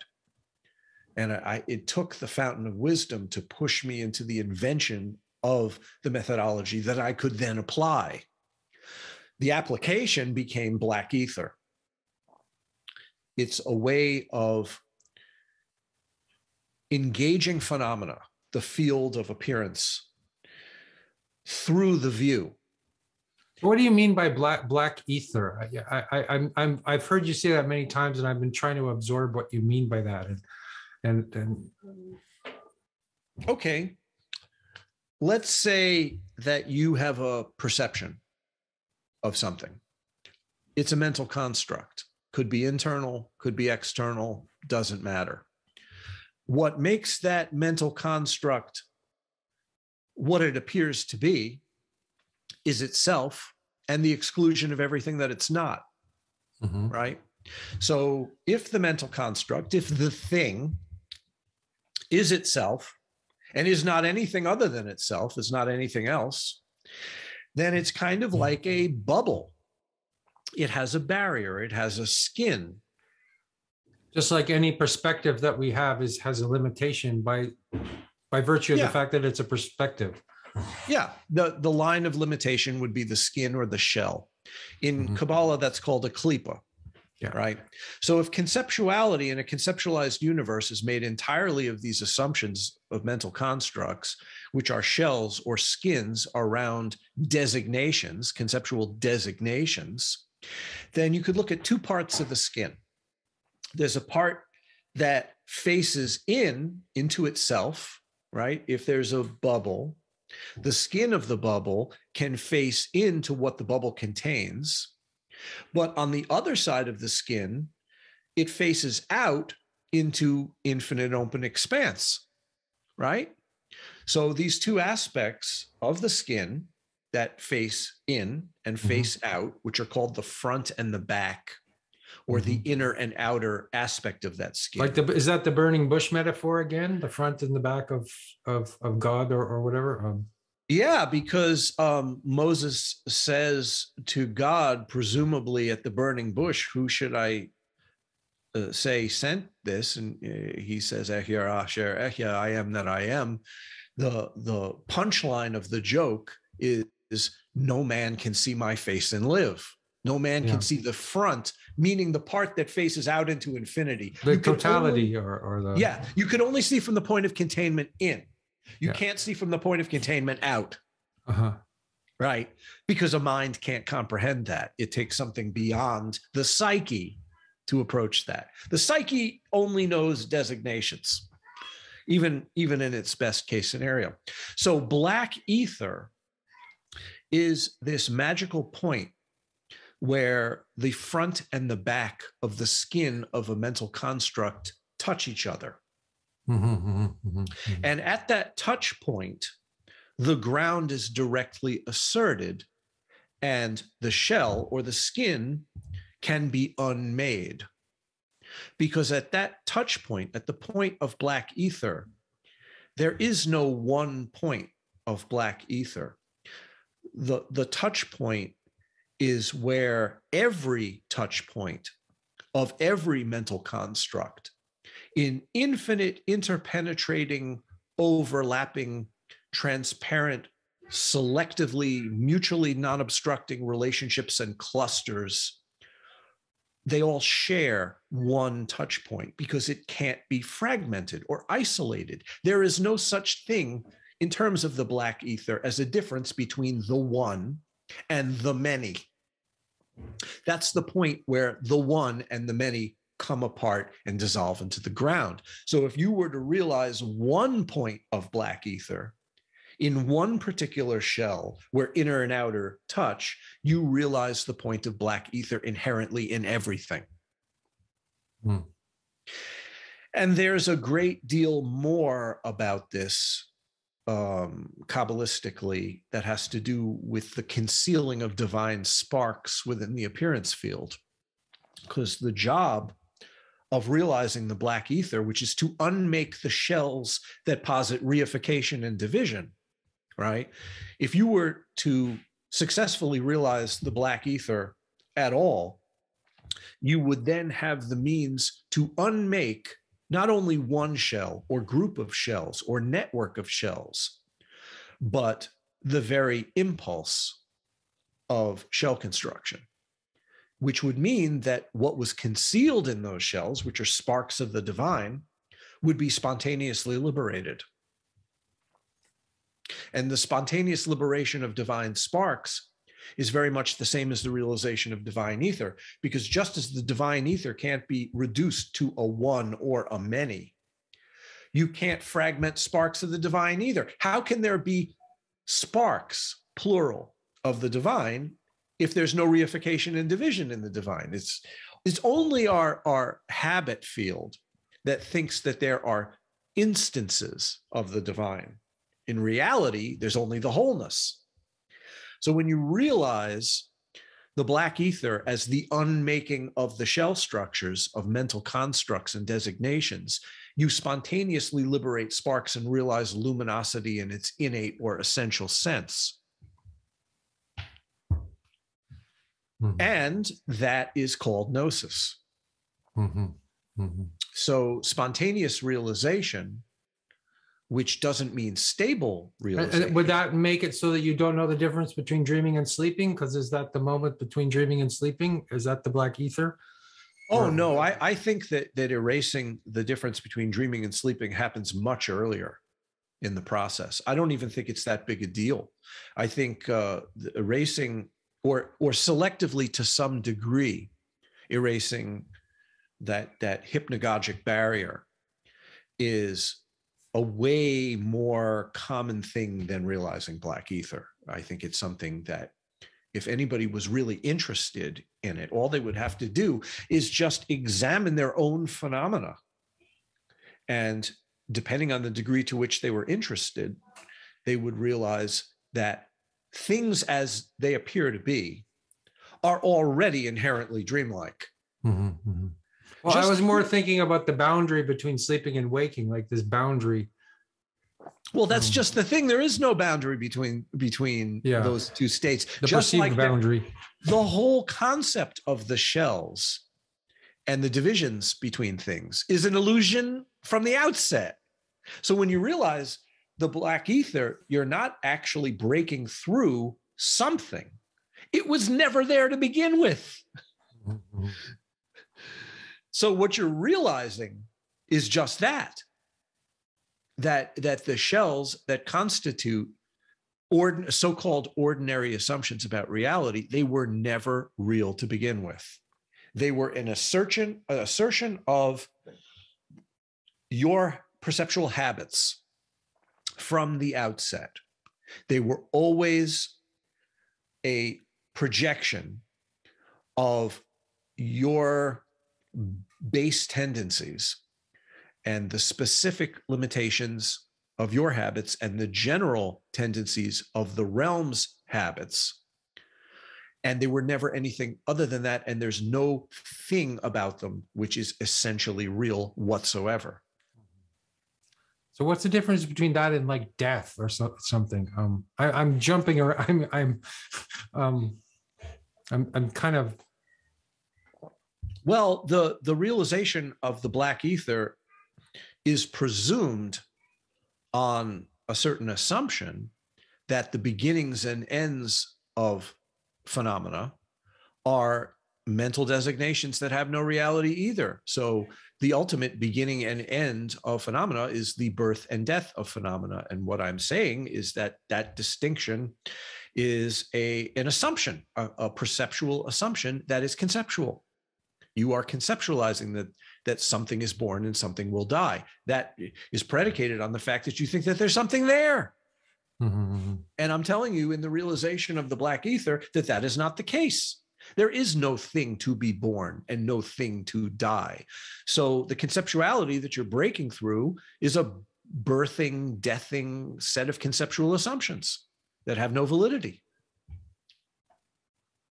This is generally what is termed the apophatic approach. I was just coming to that word. And you said post-apophatic, right? Yeah, well, what did you mean by that? Well, when we deal with pure vision, what we call pure vision, which is a view of phenomena as inherently replete with divinity, right? That becomes possible after the conventional habit assumptions that ordinary people carry around is exhausted or resolved, you could say. And the means by which that resolution or exhaustion of habit tendencies happens is immersion in what we call the apophatic bath. Essentially, immersion is in the nothingness state. But of course, immersion in the nothingness state doesn't mean that the world goes away. So the spontaneous expression, because it's the no thingness state. It's not a mere void. Yes, but the world doesn't go away. So there is the spontaneous assertion of phenomena that still has to be contended with. So depending on the degree to which the apophatic immersion is resolved, there is a post-apophatic reassessment of the meaning of things. So for example, this glass to what we could call the ordinary habit field seems to be a thing, right? It seems to be itself and nothing else. Here it is. It has substance. It occupies a place dimensionally and can even be seen in a continuum of motion, which we call the dimension of time. We could conceptualize about it and come to a conclusion that it either is or is not, right? Those 5 categories, substance, dimension, time, concept, and beingness, are the markers of what we call ordinary reification. That's how phenomena is reified. It's reified in that way. Something exists somewhere at some time. It's conceptualized, and the determination is made whether it is or is not. The black ether is the coming apart of all of those assumptions, but yet the phenomena persists. On the other side of the dissolution of those assumptions, we have those very same qualities asserting themselves with new meaning. Substance becomes substancelessness. Dimension becomes non-dimensionality. Right? Temporality becomes atemporality. Conceptuality becomes non-conceptuality. And the very root, which is being or not being, becomes something utterly incomprehensible, which that's the root of the other 4. Phenomena can still be presented, but its meaning is now magical on the visionary level. And this is what we call pure view or pure vision. It's the assertion of the ground through phenomena and not in spite of it. So this is the main alchemical transmutation that takes place, where ordinary view is displaced by, or we could say consumed by, the nosemic or Gnostic vision, which is the post-apophatic assertion of divinity through infinite variation. But there is no entity or monad being asserted. It is completely open, which is why I say that my view is a non-monistic view, because the very thing that makes it work is that apophatic immersion into nothingness. That completely belies the assumption that all things are one as a monad. You couldn't have an apophatic or a post-apophatic transmutation if you held the kind of monist view that I'm talking about. So when people say, God gave the Torah on Mount Sinai, right? The very thing that reifies the absolute, which most people assume when they call it God, this is the very root of something that we are reassessing. Because when the voice answered Moses at the burning bush, he said, who should I say sent me? And he said, Eher Asher Ehya, I am, or I will be that which I will be. There's a series of places you could go with that. And one of those places is, oh, you mean God is a giant ego that includes everything else. I am. Yeah, right. And if that's the case, there's your monad. Yeah, we're just calling it God now, but it's really just like what I'm doing with my own mind. So actually, the other side of God, or whatever, the other side of the burning bush, or is without dimension, or without, can't be reified or describe or No, explain? no. Or, What I'm saying is that we're doing away with the concept of sides. there's no sides anymore. Yeah. Yeah. Okay. Yeah. Because if you have two sides, you're doing it again. You're doing it again. Yeah. Yeah. But how could you not do it again in when you're using language to describe these things?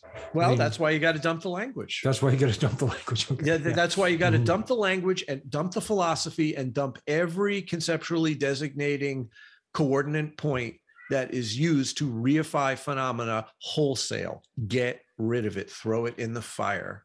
The beast must be consumed, but if the beast is everything, the beast must consume itself. Yeah. So if there's sides, you're doing it again. And if you're doing it again, you're not going to get out of that predicament until the pith of the wisdom of the arrangement is made evident. And this answers one of your first questions. Why is it necessary that somebody intellectually understand these points before they're able to practice them? It's because of just that if you don't intellectually understand what I just said, you can't practice, at least not in the way that I'm suggesting. Yeah. Well, I mean, that was kind of a question. It's like, okay, yes, I intellectually understand that, but that's so far removed from, I guess, what actually the actual experience that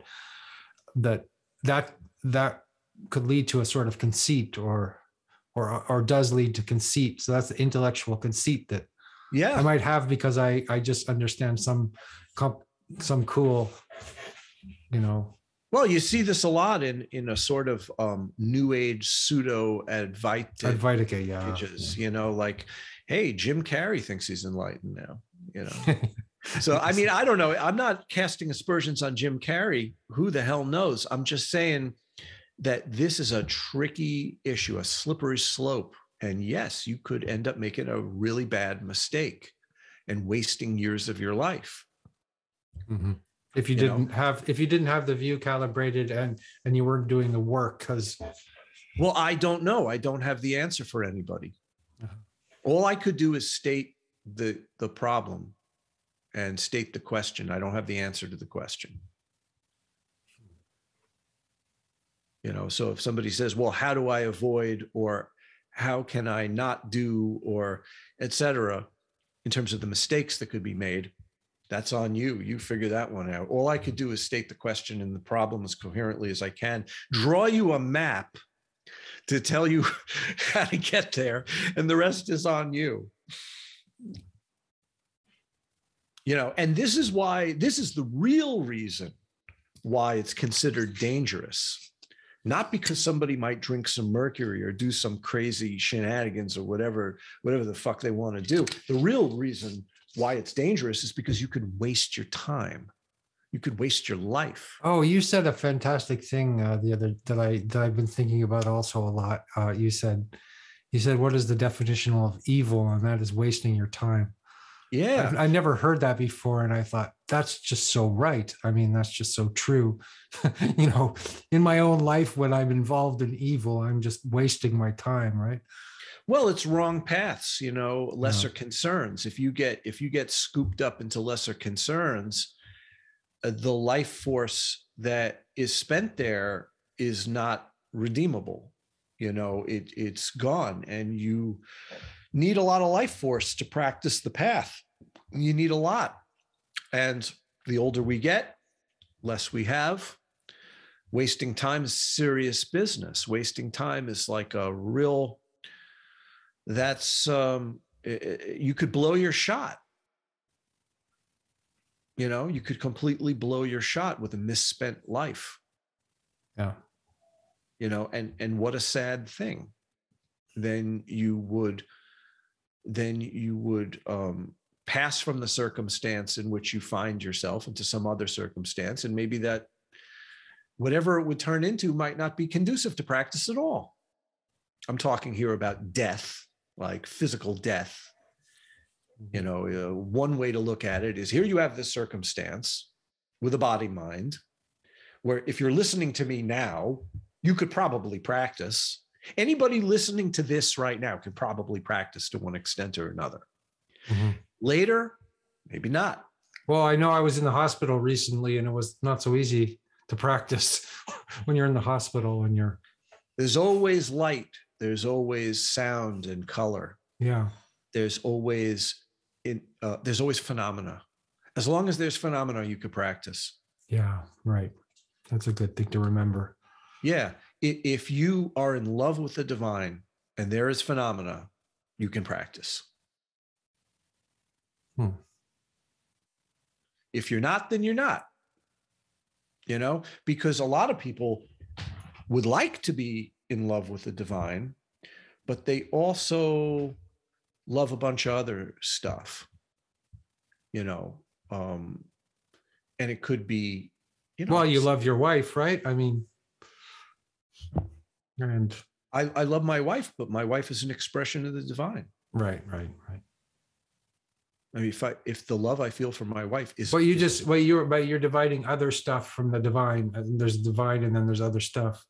That would be the problem, wouldn't it? It would be dividing other stuff from the divine. Yeah. Oh, reification and division is the problem. Either we're doing that or we're not doing that, or we're doing it to one degree or another, I should say. No, I absolutely think love is love, and if you love your kids or you love your spouse, if you are expressing love is inherently divine by its very nature. So if you have that understanding, then you could love beer.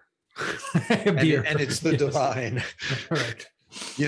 But if you don't have that, telling yourself that the beer is the divine ain't going to work for you.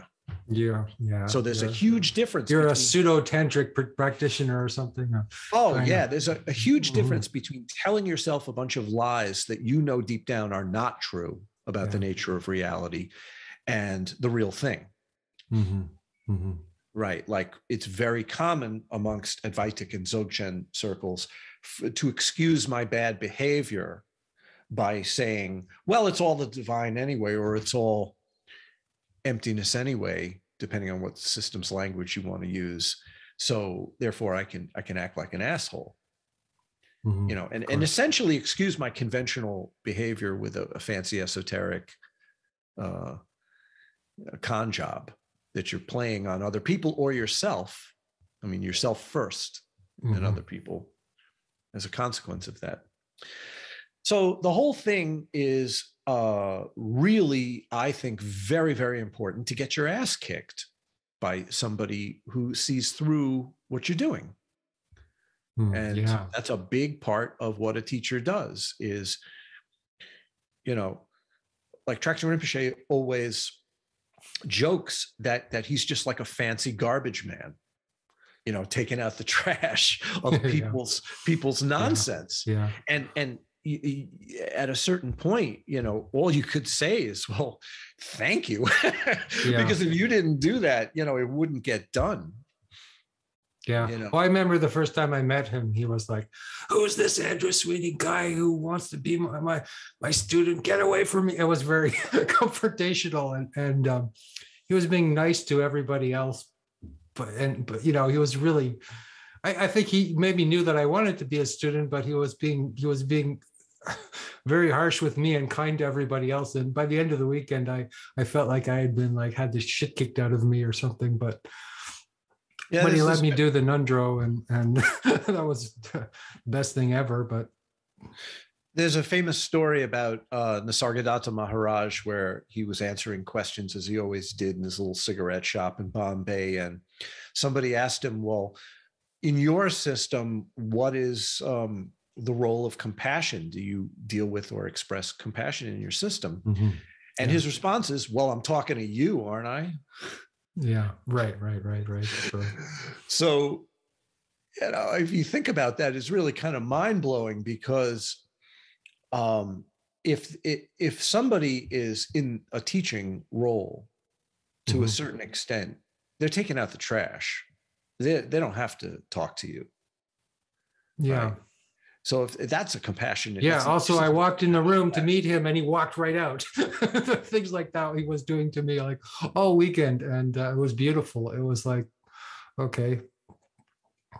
I mean, I also had the sense that I was in the presence of somebody who knew what they were doing. Like I've never met anybody before. So you wouldn't take that kind of behavior from just an ordinary, Well, person. he's very, very patient. So, he expresses, it's impossible to tell what he's doing in any given moment because Right. there's It almost feels awkward to talk about it or yeah. Yeah, you can't track it.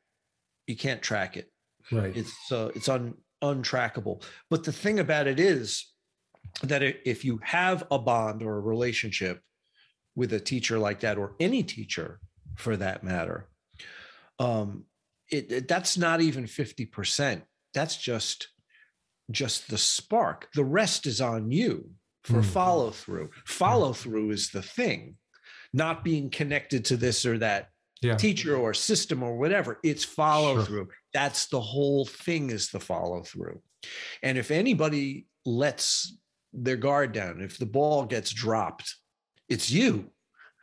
It's on you. Always, always, always. So it's just a matter of whether those lesser concerns become important or not. And if they do, if the lesser concerns become important, if your kids or your wife become real entities that you start to consider as real entities and you drop the view, love for them cannot function as love for the divine. That makes sense. Yeah. That's why it's post-apophatic.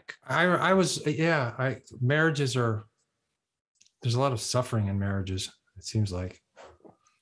Well, a long time ago, I asked Tracting Rinpoche, the simple question there. And I have a good marriage, I should say, but I even think that there's a lot of suffering in any marriage. Sorry to interrupt. No, I was just saying, I asked Tracting Rinpoche the standard question, how do you know if somebody's stable in their realization? How do you know if they're enlightened? It's the question that everybody asks all the time. And the answer is really simple. Either they suffer or they don't. If you have stable realization, you don't suffer, period. If you still suffer, there's more work to do. And I don't have stable realization and I suffer. So there's my answer. Yeah. Yes. Yeah. More work to do. If somebody suffers, they're on the path. There's post-path. There's only two options. Well, there's not caring at all about, the whole issue, which is, I guess, a third option. The conventional one. The nihilistic materialism is the view of our culture and our institutions and it's the view of academia. Yeah. So on that level, there is no discussion of any of this, nor is it taken seriously. And this is what I encountered when I had my last show in a gallery. It's like this particular place and time to put my work, my maps of the divine in public in Chelsea and Manhattan and New York art world was demeaning. It ultimately became demeaning to participate in this culture. So I just realized that taking myself out of it was the only option. Yeah. My friend Alexander Bard has this term called exodology, which I like. It's like you have to exit the culture in some kind of a way. I guess that could be another trap as well, but. Well, opting out of the culture requires that follow through that we talked about, because if you don't have a valid follow through and you exit the culture, you are at that point by default going to be mentally ill.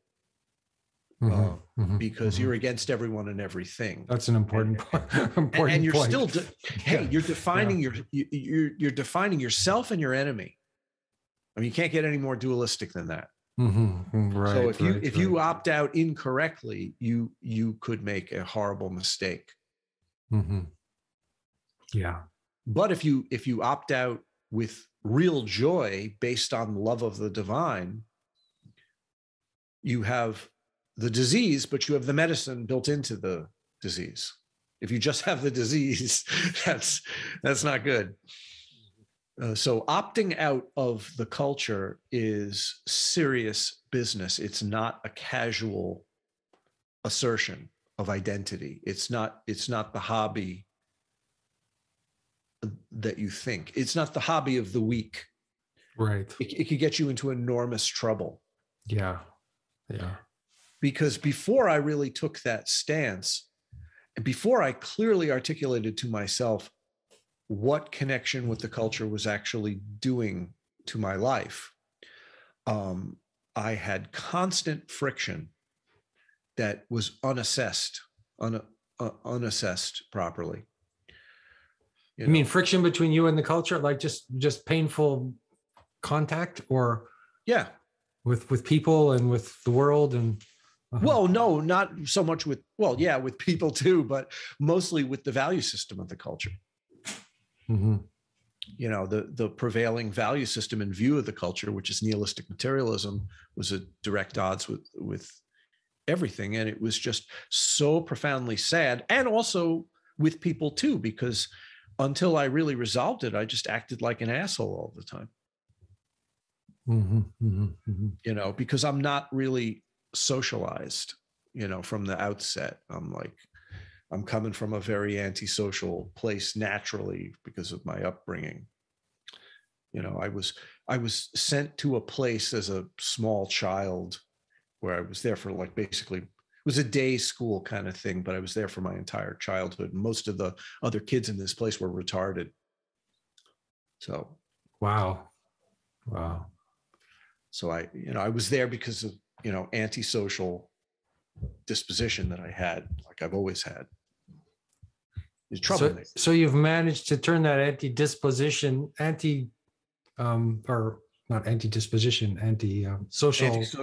disposition into a lifestyle that is in service of the divine.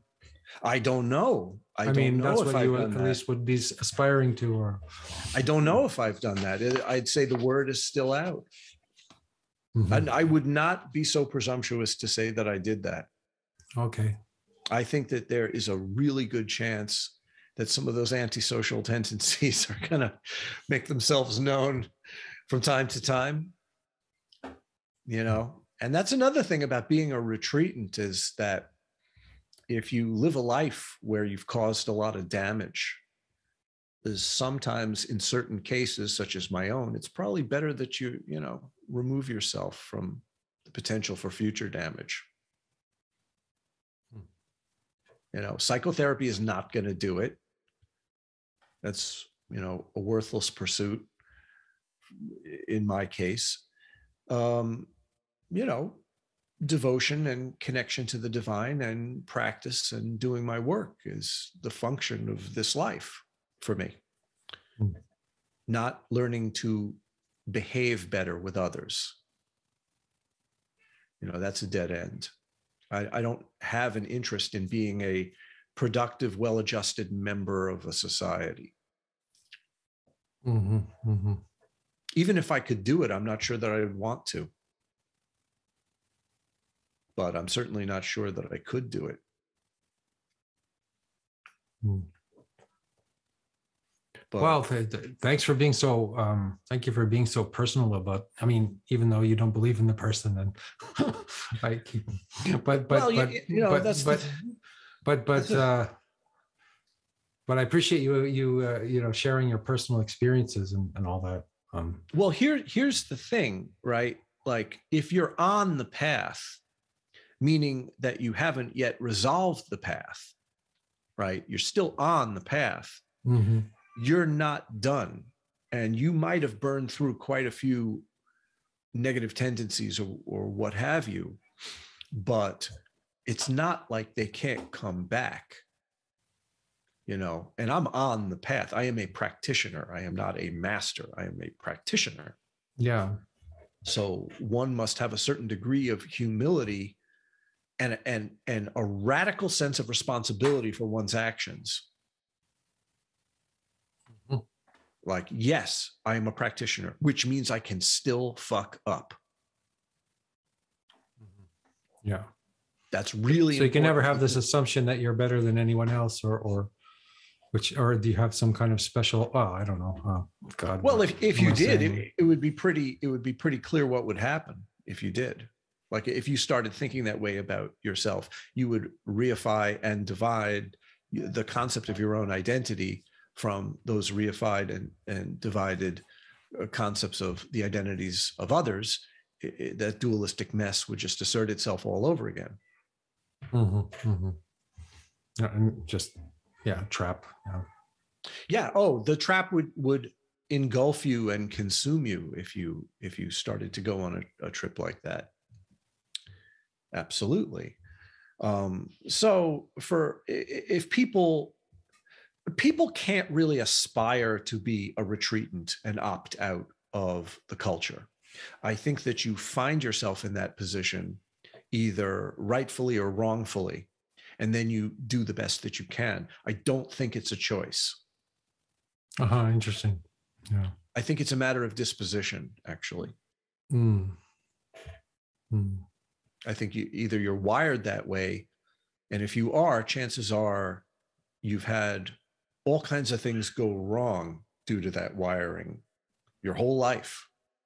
And this becomes, see, that's the thing. If you find yourself due to that kind of wiring in that predicament and you find the path, it's like you are living life as an expression of bliss at that point, because there's nothing about living as a retreatant that is not blissful.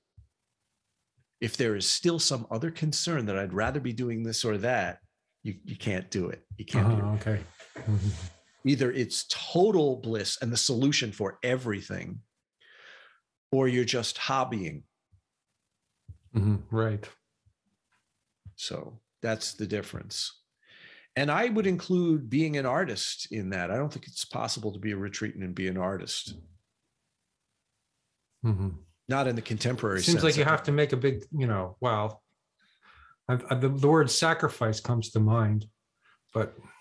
Yeah, I mean, I'm not saying that you can't make things that are considered art, but, operating with the contemporary definition of what art is would be an impossibility.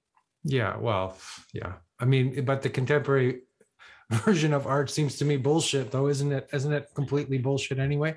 Yeah, it's not really worth pursuing. I mean, compared to the beautiful stuff you're doing, I'm sorry if I sound like I'm flattering you or something, but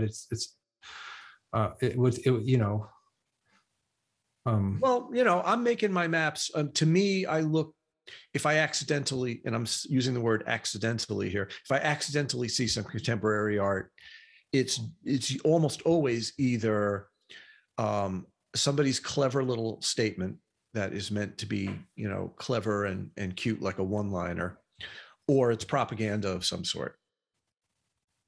It's usually one or the other. Mm-hmm. And the propagandizing and the cleverness are all in favor of this sort of nihilistic, materialistic view that is at its core just extremely sad and lost. Mm-hmm. And there doesn't seem to be a great deal of joy about it at all. It seems quite grim at its core, even when it purports to be vital and happy or whatever, and self-reinforcing. It sets out with the task of affirming its own view of things,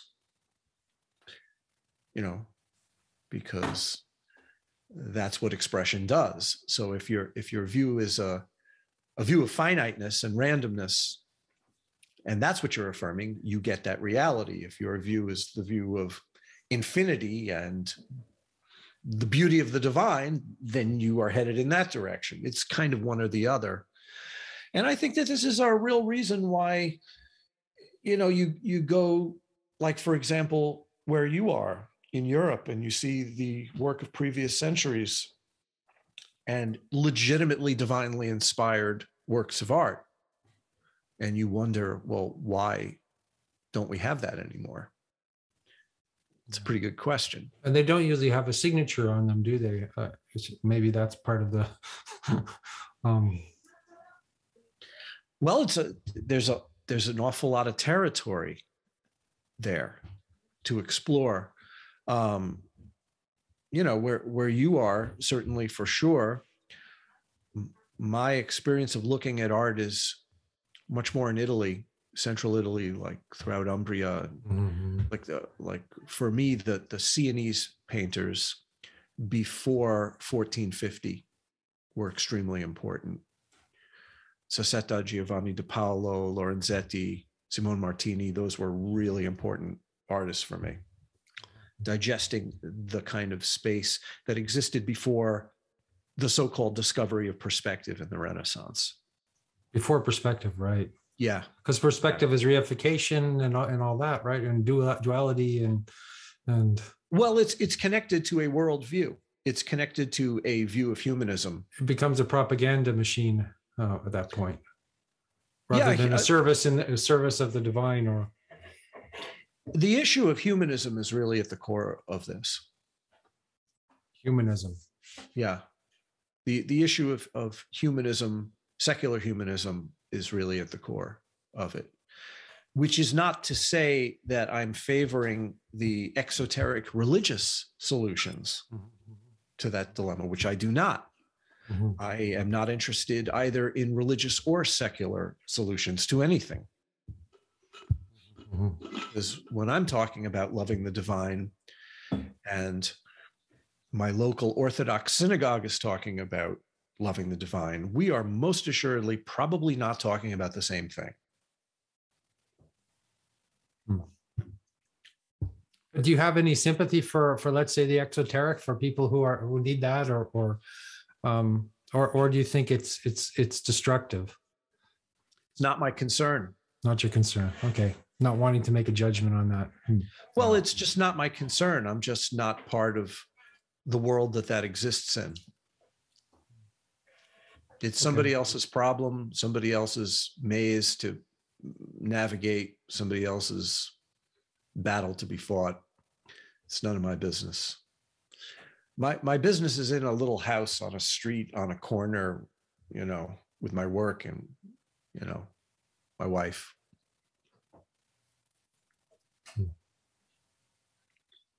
I mean, I like to drink coffee. You like to drink coffee. Yeah. Yeah. So hopefully some of this made sense to some of the people who are watching it. I don't know what your audience is like. I think, I think it would be very, very interesting for some people, very provocative for others, and that's great. Yeah. Well, I just tried to give answers to your questions. I do think that this next book, Black Ether, is going to be really different for people than anything else that I've ever done, because of the level of intensity of it. The volume is turned way up on this one. Okay. Both in terms of the writing and just the content. Okay. Well, so have we come to a sort of natural conclusion here? Unless you want to ask me about something, you ask me. You drinking coffee on your street in your house, and it felt sort of. Unless I have more questions to ask. Well, yeah. I was going to ask you, just about your future projects, but you've already answered that question about your secret Mercury. Ask me anything you want. Now's the time, as Charlie Parker would say. Ask you anything you want.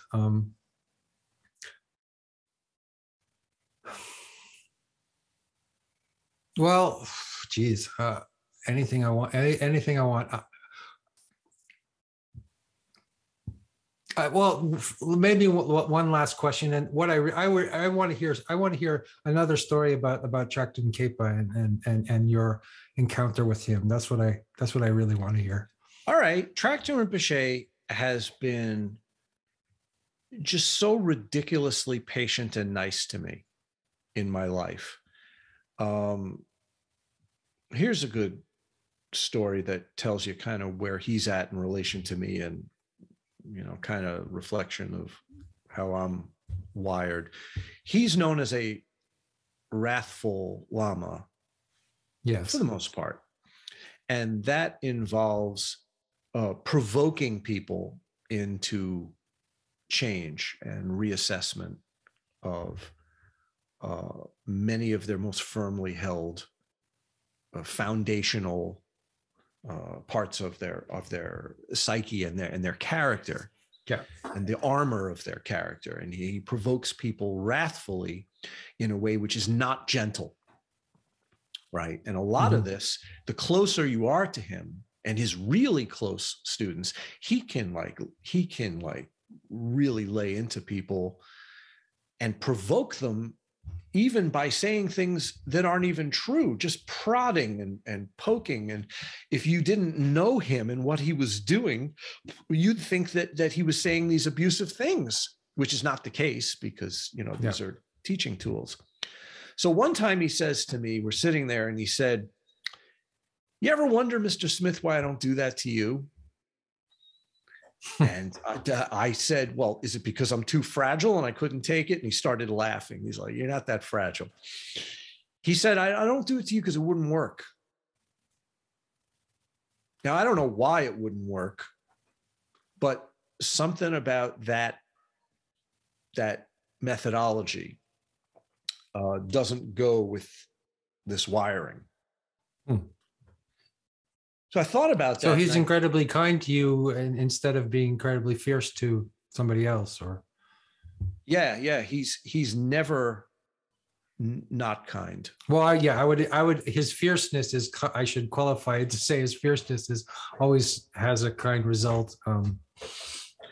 Yeah, but even within that, the mode of expression of him to me is always like conventionally kind and conventionally nice. He's never, he expresses wrath to me, but in a way that is so far away from the way he is to other people. It's like he's just incredibly nice to me and good to me.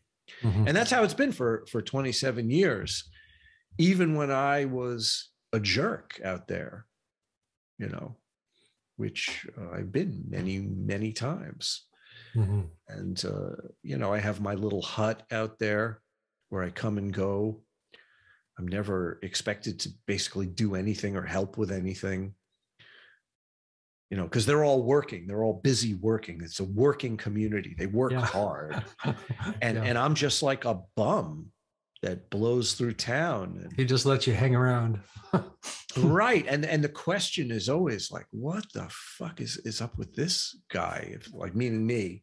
And it infuriates people from time to time, my presence there and how I'm afforded, you know, all this attention and whatnot. And I don't really have an answer for it. It's certainly weird, you know, being put in that, or having that position made available to me. It's a very odd, one of a kind of relationship that I have with that community, where I'm the only one doing this. They're all Vajrayana practitioners. Right. I'm the only one that is not a Vajrayana practitioner. So I don't know. He decided to teach me. That's all I could say. It's like, I'm lucky. That's really the key comment or story that I could tell you about Tracting Rinpoche, is that I'm lucky enough that he is willing to do this very, very unusual thing of teaching a non-Vajrayana practitioner intensively for a long period of time in a very close way.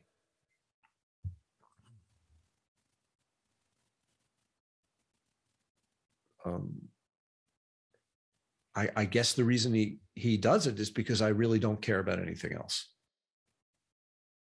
I don't have other interests. That much I could say. I don't have other interests. Which is why I could talk to you for another 3 hours if we're talking about this subject. Yeah, I get the feeling. Yeah, I get the feeling that whatever end that we could have in this conversation would be somewhat unnatural. Yeah, ask me anything you want. I mean, you know, anything you want, you could ask me. And I don't care what it is. Well, you're friends with Greg, and I was wondering about you and Greg, and I was wondering if we could have a conversation sometime, the three of us. That came up this morning, if that might be of interest. Greg is thing to do. He's a really busy guy. He's a busy guy. Eh? So you would have to take that up with him. It's fine with me. The thing about Greg that is most distinctive is his overwhelming seriousness about his work. This is a guy who is not screwing around. Mm-hmm. He is down to business, and he does a lot. He's a very serious person as a practitioner and in everything he does. And he's really wired to be like a true hermit mystic. He couldn't not be. Mm-hmm. Sure. But very different than I would be, you know, because I think that the crazy antics of my life are they seem as if they might be random or frivolous or weird or crazy. Greg's like the opposite. He's like a laser beam. He's extremely conscientious and maybe. Yeah. He's doing a good job. Mm-hmm. Mm-hmm. You know, whereas you'd look at my life and you'd really wonder what kind of job I'm doing or what I'm even trying to be doing, you know, from year to year. Mm-hmm. You know, I'll tell you, it's just a really good thing that I found this work. Because if I didn't have this work, I would have literally nothing. And I mean that in the bad sense of nothing. The bad sense of nothing. Yeah, sure. Yeah. Mm-hmm. Yeah. So you guys are just maybe different energetic expressions of. Yeah, it's funny because we're like exactly the same, but from two opposite vectors. Right. In a lot of ways. Right. Me and Greg. And, right. You know, he's one of my best friends. And, you know, I met him through the Occulted Personality podcast where he interviewed me quite early on, like really early on, like 2009, 2010. It was like even before my show at Kevin Morris. And we just stayed friends. And, you know, I invited him out to the GAR and he met Tracting Rinpoche and it took, and he became a very close student of Tracting Rinpoche's. Right. And he's full-time. He works for Tracting Rinpoche, you know, and he's got his family out there and he's full-time. He's the real deal. Mm-hmm. So yes, I would love to do a threefold conversation.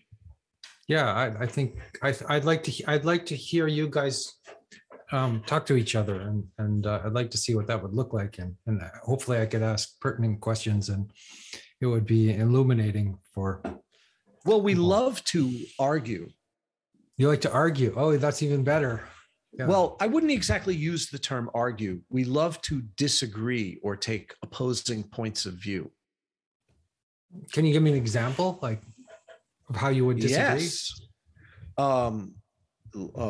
I love to argue with him about the upholding the nature of divine in experimental phenomenology, you know, and I'm a big fan of listening to atheists like Matt Dillahunty and Christopher Hitchens. Okay. And those guys. Not that I agree with everything they say, because I don't, but I find that the tendency to veer into religious propaganda for people who agree with my points of view gets unbearable and stifling. And I like to consider how the non-theistic view of mysticism and atheism could touch at some point, because I do believe that they could. I actually believe that there could be a form of mysticism coming in the future out of atheism that would be just as profound, but neither religious nor secular. And I talk with Greg about this all the time. And, his tendency is generally to defend religion. And I like to take the standpoint of defending atheism for the point of view of the conversation. Oh, I mean, we do this almost every day over chats. And it's fun. So you think there could be a tradition that would emerge from atheism? What would that look like? I mean, well, it would involve one of these atheists who functions that way becoming realized. Because there's guys like Sam Harris that do a lot of meditation and. I think Sam Harris is not what I'm talking about. Okay. I think he's just as dogmatic as everybody else, and he's quite dogmatic. I mean, could you find an atheist, a really good atheist, who was not dogmatic? And well, it comes down to one issue only. They would have to take their form of inquiry to the point where they are no longer reifying and dividing phenomena. If they could do that and have legitimate realization, to the contrary of all religious mythology that they love to attack, just through observing phenomena, yes, that could be a valid path and an interesting one, and possibly one for the future of humanity. It would be more like Dzogchen. Yeah. Well, if you listen to Nisargadatta, he almost sounds like he is an atheist. I mean, he's almost sounds like he's deconstructing everything. Even though he's in the middle of being he takes on the guise of being an Indian guru, but he almost doesn't believe in that either, or that I don't think it's an accident that I've come to this conclusion. I think that it's always sort of been there. I don't think this is a very new concept. But so far, I mean, Nisargadatta is functioning. Most people don't know this. They think he's just an Advaitin, but he's in the Nath lineage. He's only representing one little part of the Nath lineage, and he was given that instruction by his guru. The Nath lineage is a tantric lineage that does all this, very elaborate sadhanas that he never talks about. Yeah. So he's actually an exponent of a religious tradition. Yeah. He doesn't exist in a vacuum. So I'm wondering. But that same thing could happen outside of a religious tradition. That's my point. Right. That's my point. My point is that through the intensity of inquiry and observation. Would Krishnamurti be somebody who realized that outside of a I don't know enough about Krishnamurti to say. Because he was very anti-religion.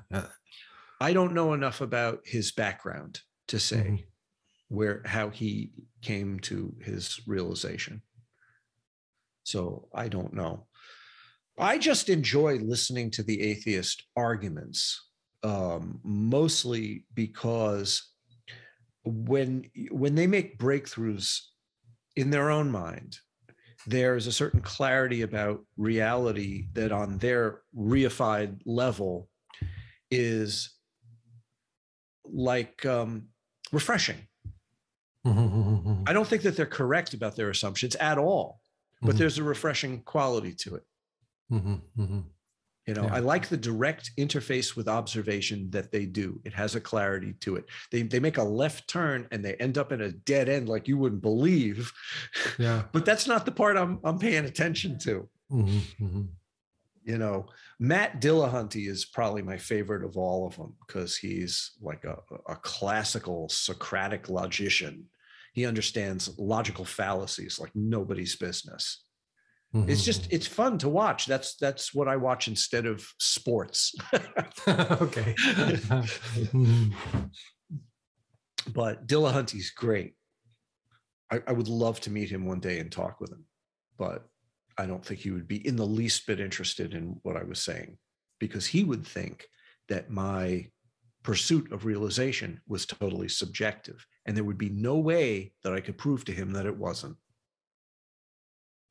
He would be wrong and I would be right, but I couldn't prove it to him logically. It's not the way logic works. Right, because you have to go trans-rational or to get it to sure. If you're following the fallacies of logic that support logical assertions in the weight of their arguments, that's not the way you make mystical points. You won't get there from here. Yeah.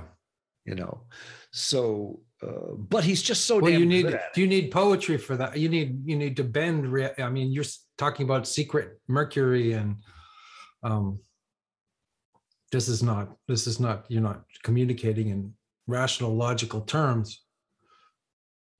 Well, what happens with rational, logical terms is that meanings are presented as things, as constructs, as objects of consideration, right? This or that thought, this or that sense perception, this or that emotion, conclusion, whatever. What happens when you transcend that is that meanings are presented as living symbols, legitimate symbols, not signs like language has, but legitimate symbols as they function in mystical systems, for example, where there is a passage through a symbol, and what passes through is meaning. Meaning becomes open. It opens through symbols the way that light would open through a prism, you could say, and create a display. But there's even a level beyond that, which is that meaning is ultimately a direct expression of the mystery itself, beyond anything passing through anything else, beyond any passage. And that's direct realization, which is language can't keep up with that and give an accounting of that. So logic, in the sense that, the Socratic tradition would hold it, is the ground floor of this inquiry. That's where the habit field places you when you start. And you move from there into these other places, but you can't prove them logically. So that puts you at odds with an understanding of meaning that is based in finite, temporary, relative phenomena. Well, I think I got to get going there, Mr. Sir. Well, thank you so much. This is one of the best conversations I've ever had in my life, probably. So. Oh, thank you. I loved it. That's such a nice compliment. Yeah. If indeed, I should say this to finish up, if indeed anybody's interested in my work, my wife runs a website and sells the books and the videos, and she runs everything. As a matter of fact, she wants me to go to the post office right now. Well, I was going to say also that the aesthetics of the website and everything that is done there by your wife is incredible as well. That's 100% her. I wouldn't be able to do any of that stuff. I would be a total basket case if left to my own devices. The fact that there are books and they are distributed is 100% Rachel. And, I'm waiting for the Rachel Smith fan club, because she really have to acknowledge the work that she does. I mean, it's everything except drawing the pictures and doing the writing.